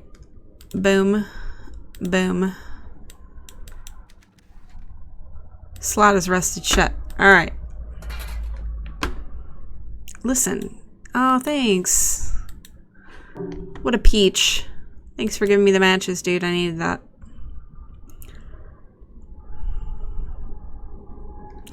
Alright. Turn the gas on.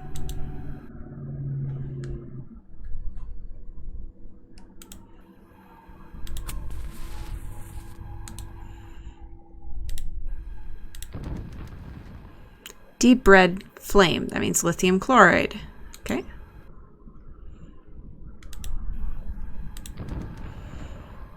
Copper chloride. Okay. Sodium carbonate. Soda ash. Copper sulfate. And sodium borate, commonly known as borax. Fuck yeah.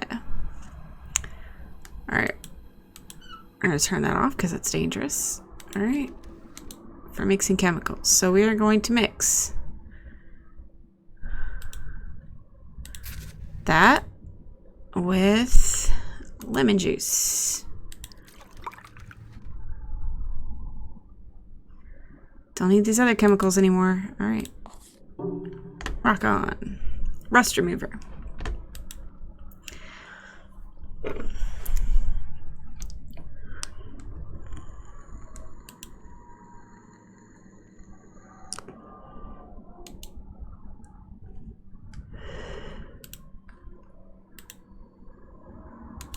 Did I not put it on the right spot?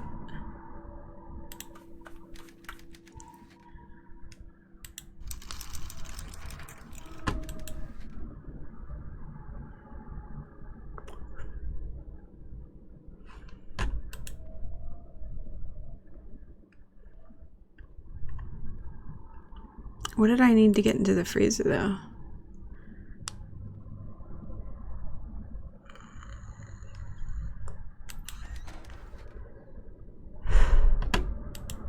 Alright, lock to the padlock. I guess I need a key.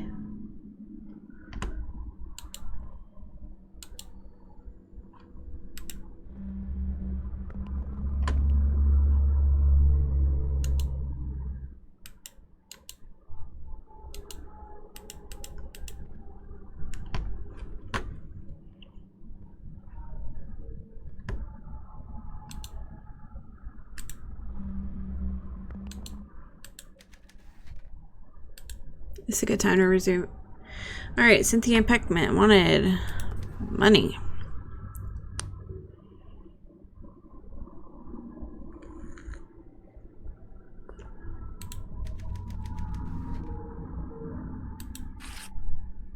Karen Wellington has a secret. He is woodcutter.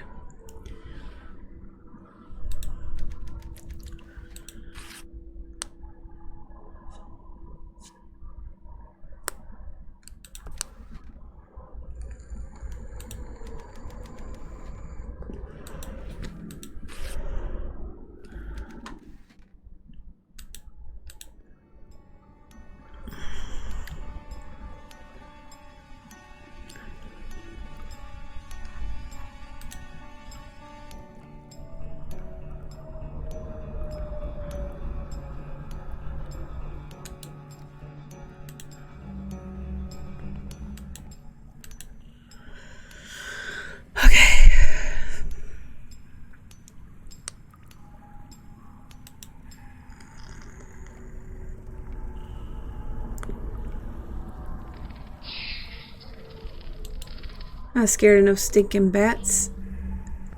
There's something under me.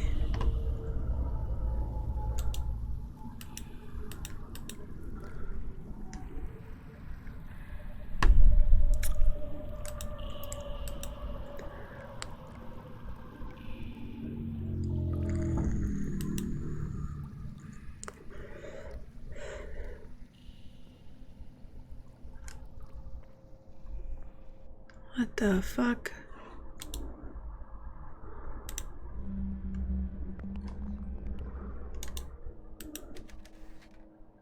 Looks like this is the end of the line.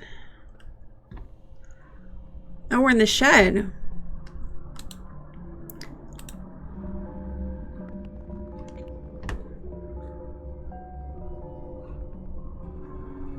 Where's our helpful friend? Maybe he's on the other side.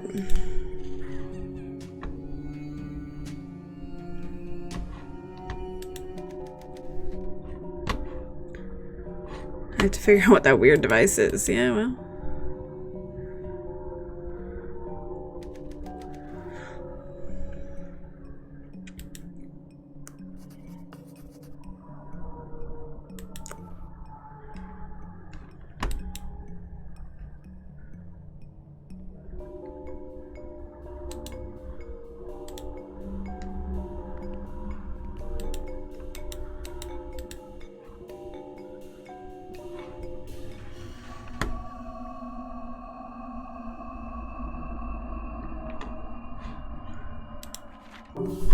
All right. Blank page. It's another blank sheet of paper. So they're connected to the pod. Okay.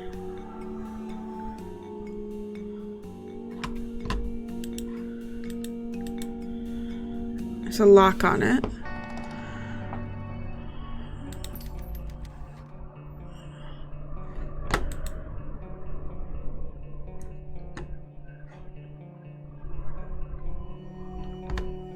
There's a piece of paper up there.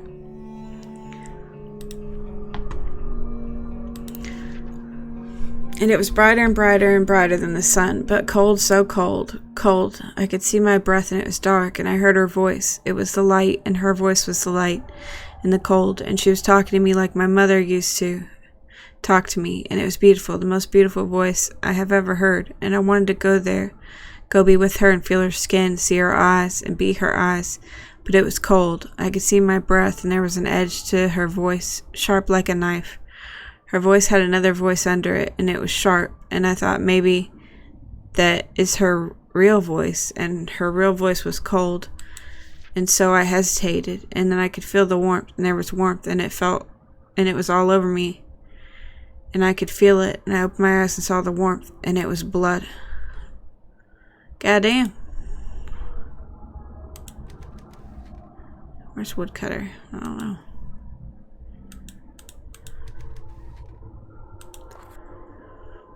Mama. Respectful always, outrageous hats, simply wonderful, adores music, never angry, not forgotten, all alone. Josephine Turner, age 10.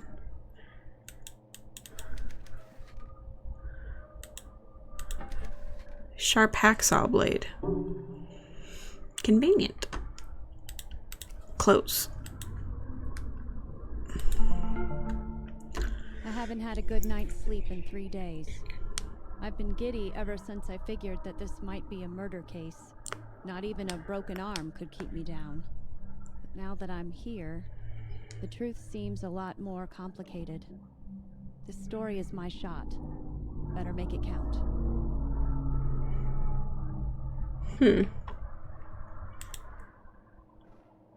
Interesting.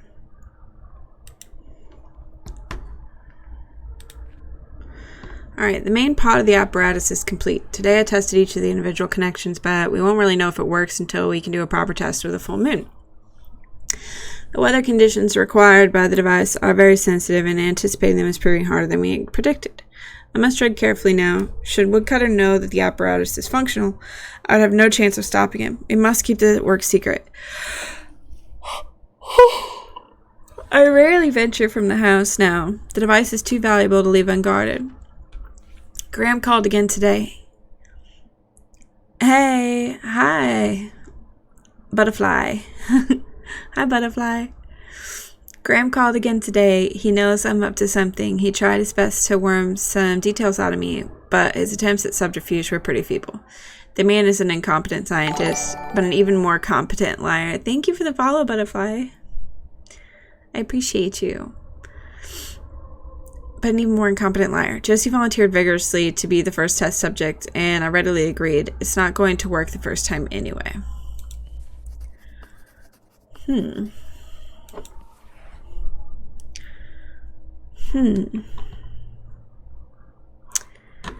Interesting. Saw your post in Riots. Oh, thanks. Thanks for coming in. I appreciate you. We're just playing Dead Secret. It's like a mystery, a murder mystery with some strange science bits going on here. Okay.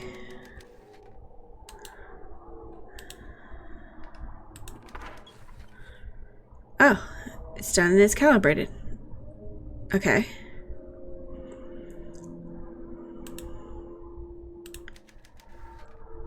I need to turn it on somehow.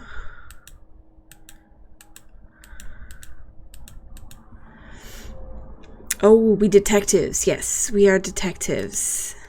Nope. No. It's probably in here. Oh, wait. Wait.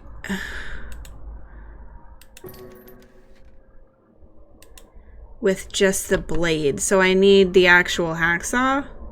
You telling me I need a hat? Let me put on my hat. Yeah, put on your detective's hat. So I need the actual hacksaw, not just the blade. Okay. Rock on, son. Oh, wait. Toolbox. Is it in there? Can I... Oh. What is this? I don't know, homie. I'm trying to figure it out. Can I not get in that toolbox?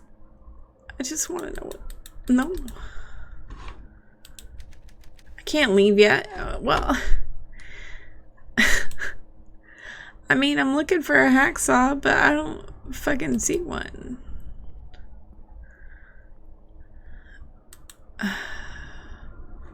Oh, it's right there. Alright. We got this. The blade is rusted and useless. Well, we're gonna fix that. I put the new blade. Fuck yeah. Working hacksaw. We got this. Yes, I know it's it. Alright, here we go.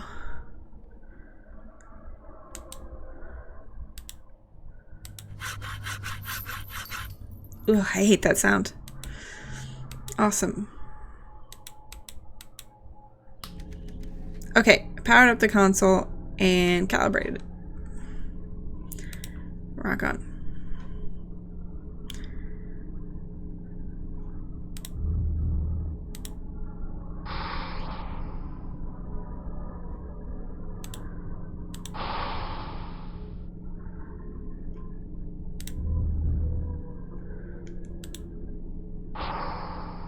No.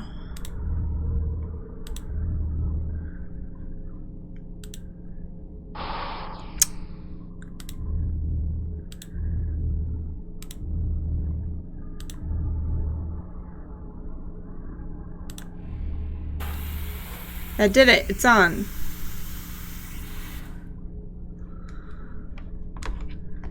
Okay. And why would somebody kill for it? Girl, I don't know. But it's...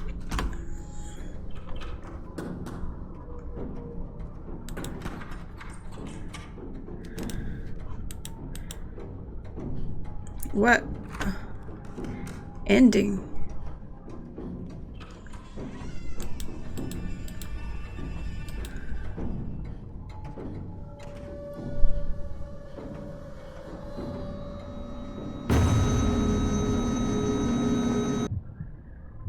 Oh, I was... Wait. Okay. Wait. Dead end. Alright. Maybe I was supposed to go upstairs and jump out the window.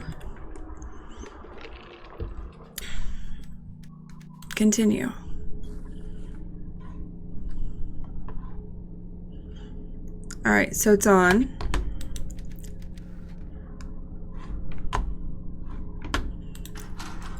Oh.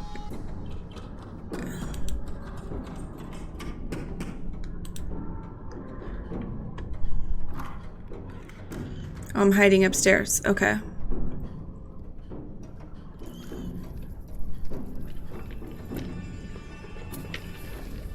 You have a fucking hacksaw. I don't know why she doesn't just... Can I exit? What's happening? Okay.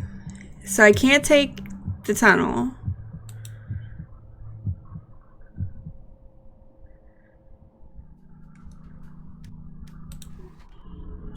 I'm confused.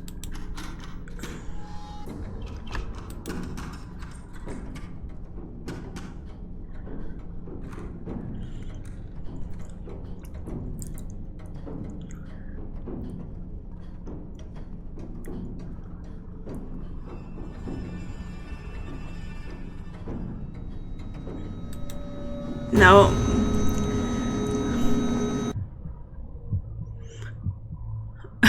I'm going everywhere but the right place, apparently.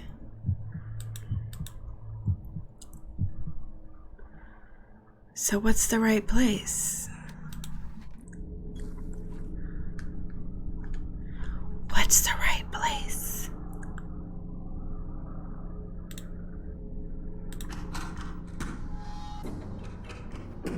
Tunnel. Upstairs, behind the device. No?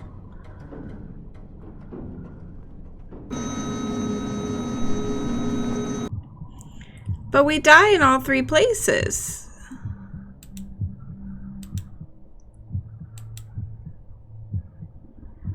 I'm confused. I'm very confused. Can we get into the tank?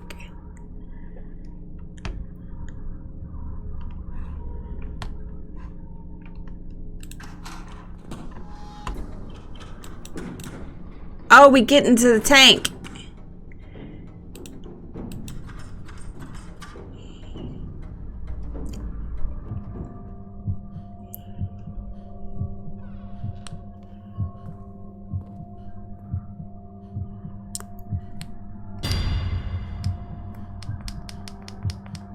Well, that's not good.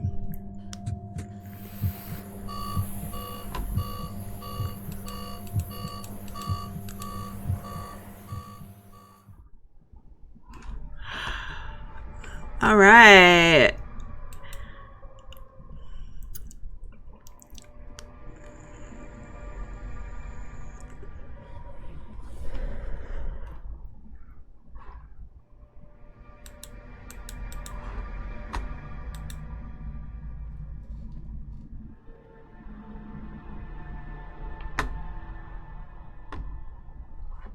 Okay.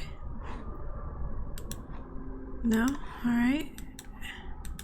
Guess we're just going straight ahead.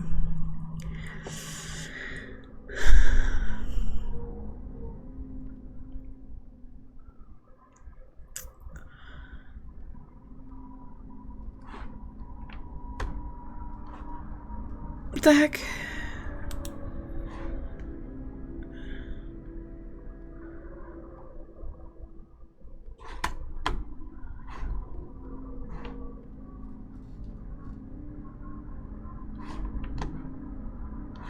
Huh.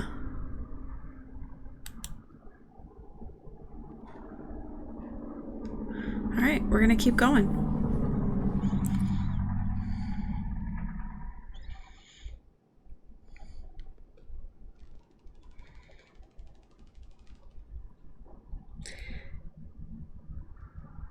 Okay.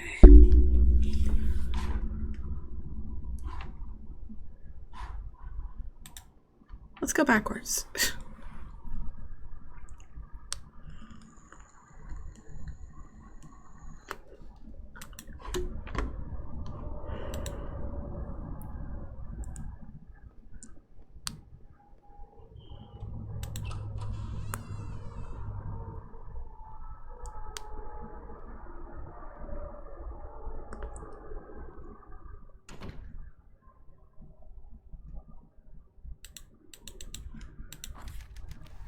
Hey, I know that goes in the study. I know we have to go back to the study.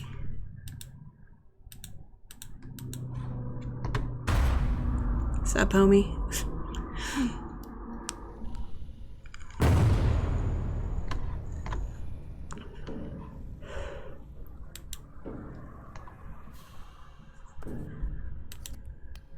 Find a way out. I still have to search the fucking freezer.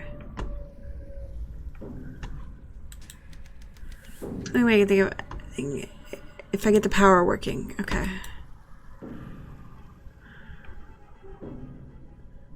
Give me that crank.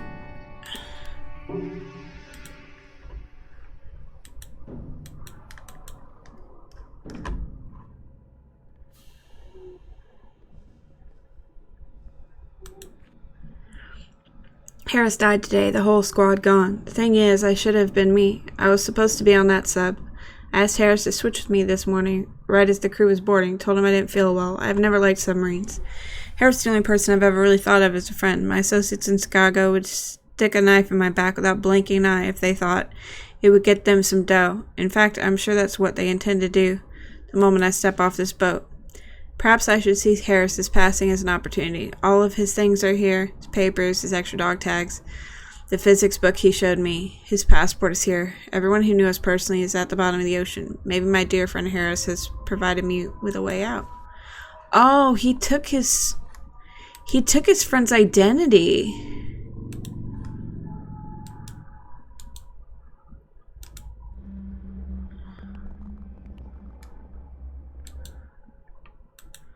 Took his friend's identity. That's cray-cray.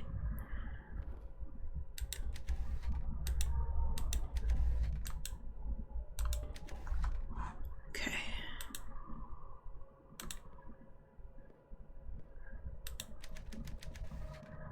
Alcohol boils up from the furnace to the still. Interesting.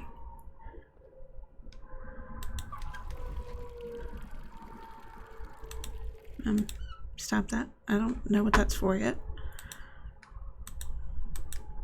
Go, bitch, go.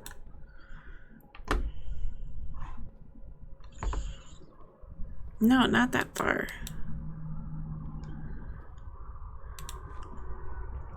Alright, I've made an incredibly fortunate discovery. About a month ago, a student came by with an old newspaper clipping he had run across. It was dated 1932 and contained a photograph of 4 men arrested in a Chicago police bus.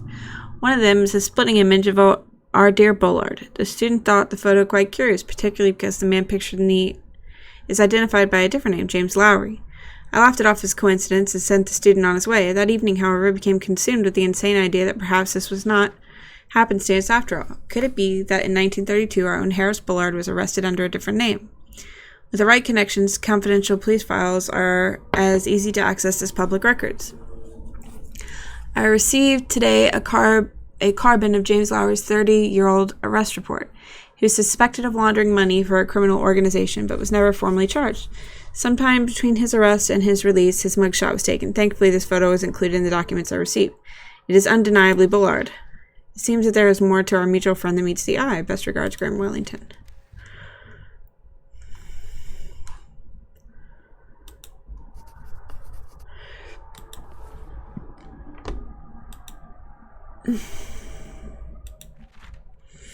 Roosevelt signs Cullen Harrison Act. Washington, D.C. today, President Franklin D. Roosevelt signed the Cullen Harrison Act, or Beer Bill, into law. The law gives states the authority to legalize the sale of beer and wine containing 3.2% alcohol or less. For many, the act marks the first step towards dismantling the Volstead Act and ending prohibition. Supporters of the act argue that prohibition has led to a rise in organized crime. A lot of small-time bootleg operations just went out of business, said a local restaurant owner who asked that his name be withheld. Oh, okay. Empty moonshine jug. Stop. They walk so far away. Go. Walk to it. Alright. I need to put this jug here, I'm guessing, to collect.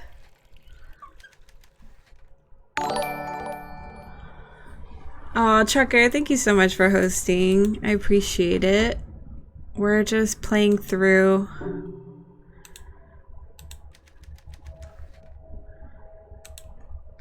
this mystery. It's like a murder mystery. Alright, so I'll call Burns, right? I wonder if this is going to work. Fuck if I know. I don't know. Science?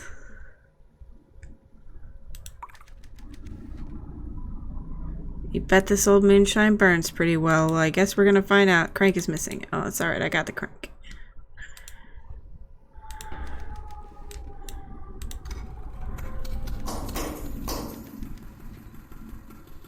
Will the gate work?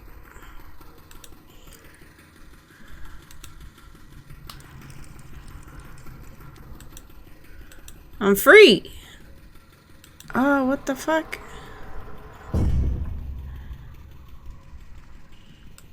Bro, it's a body and it's still warm. He's dead. I've got to get out of here. Alright. I'm real sorry about that, dude.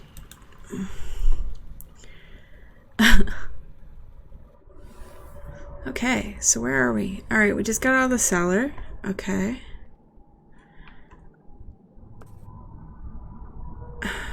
I still have to... Yeah, I still have to search the basement freezer. Got out of there. Okay.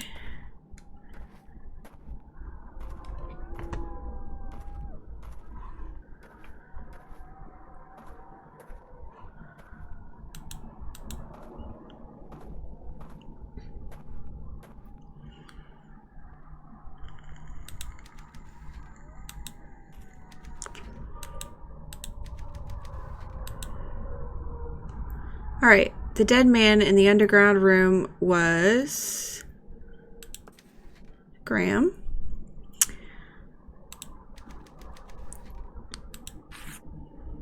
Truth about Harris Bullard is he's an imposter.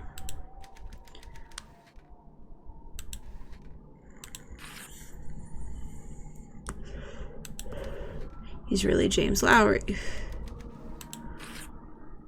Alright. Need to go back.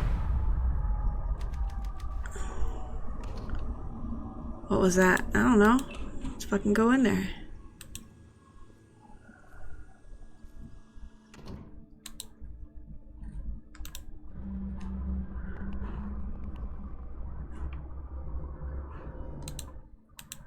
Alright, we've got to do a couple of things in here.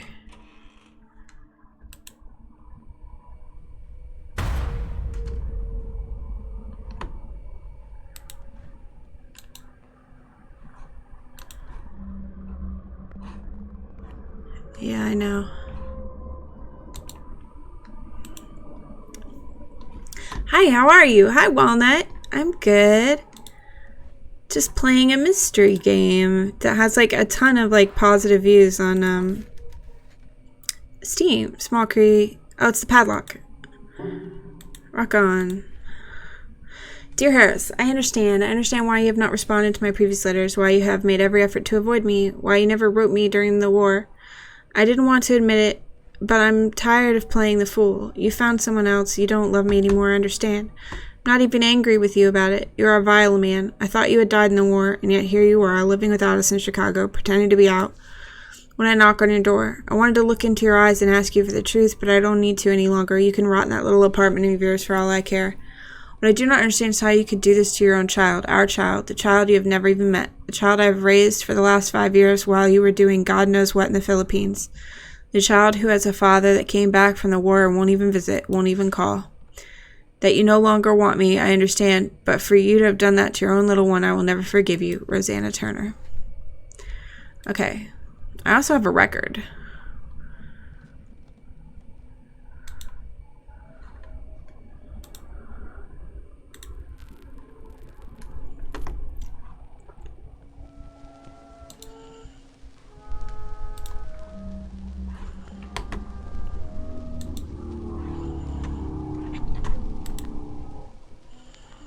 All right, we gotta go.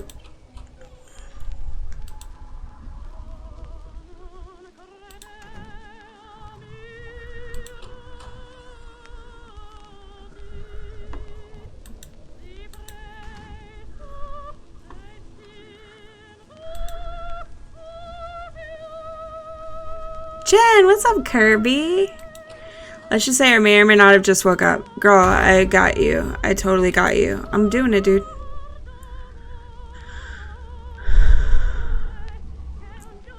What the fuck did I join into? The end of a mystery.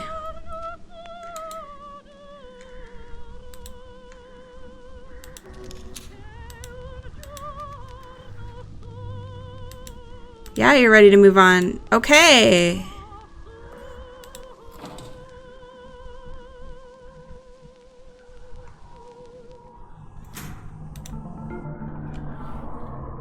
Graham Wellington wanted fame and glory. Josie Herrera wanted to find something precious. Cynthia Peckman wanted money. Bobby Sawyer wanted to be a writer.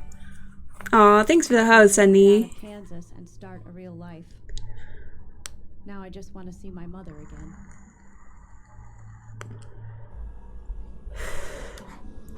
Okay. Oh, mystery, cool. Oh shit, we're back.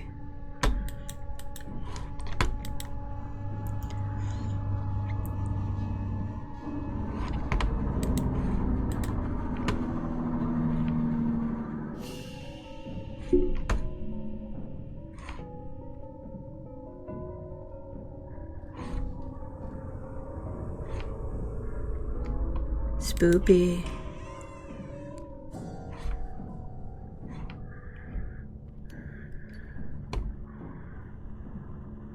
Spoopy.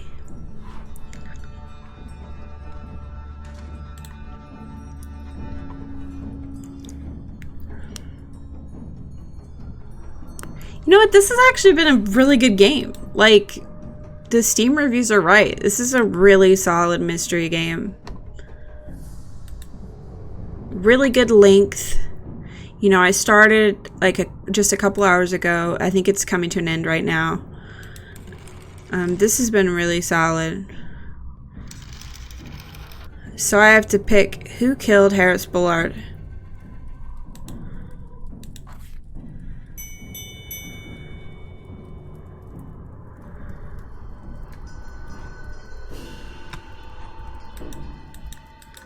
Can I go? Yeah. It's nice when you find those little indie gems. Yeah, it's really great. Let's see if I was right. I think it was the assistant. And I actually named her at the beginning, so I hope I'm right. Was I right? Bitch! I was right. I was right, homie. I called it within the first couple of minutes of the game that it was the assistant.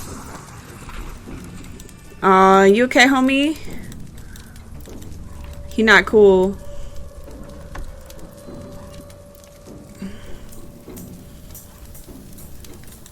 Yeah. Is that a onesie? You're goddamn right it's a onesie. It's Josie. She's injured. Josie's trapped under the boards. You okay? Get out of there, Josie. You alright, girl? I solved it. Yeah, it's a onesie.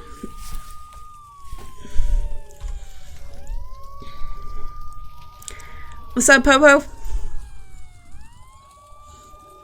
I did it.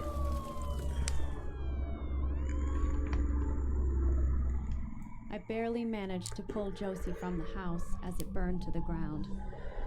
All of Bullard's research, his equipment, and his secrets burned with it. Josie Herrera was arrested for the murders of Harris Bullard and Graham Wellington.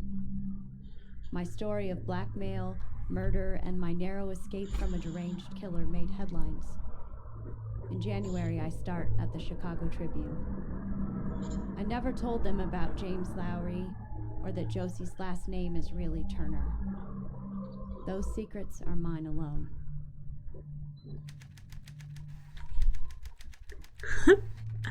That's it. Good job, guys. That was a great game.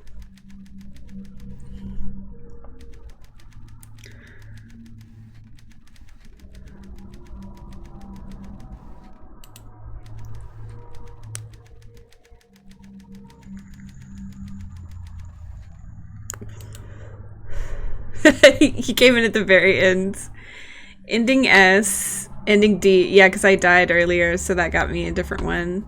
Alright, so there's a different ending depending on who you pick, I guess, is the killer. Glad I came. But I knew it was her. I knew it was the assistant.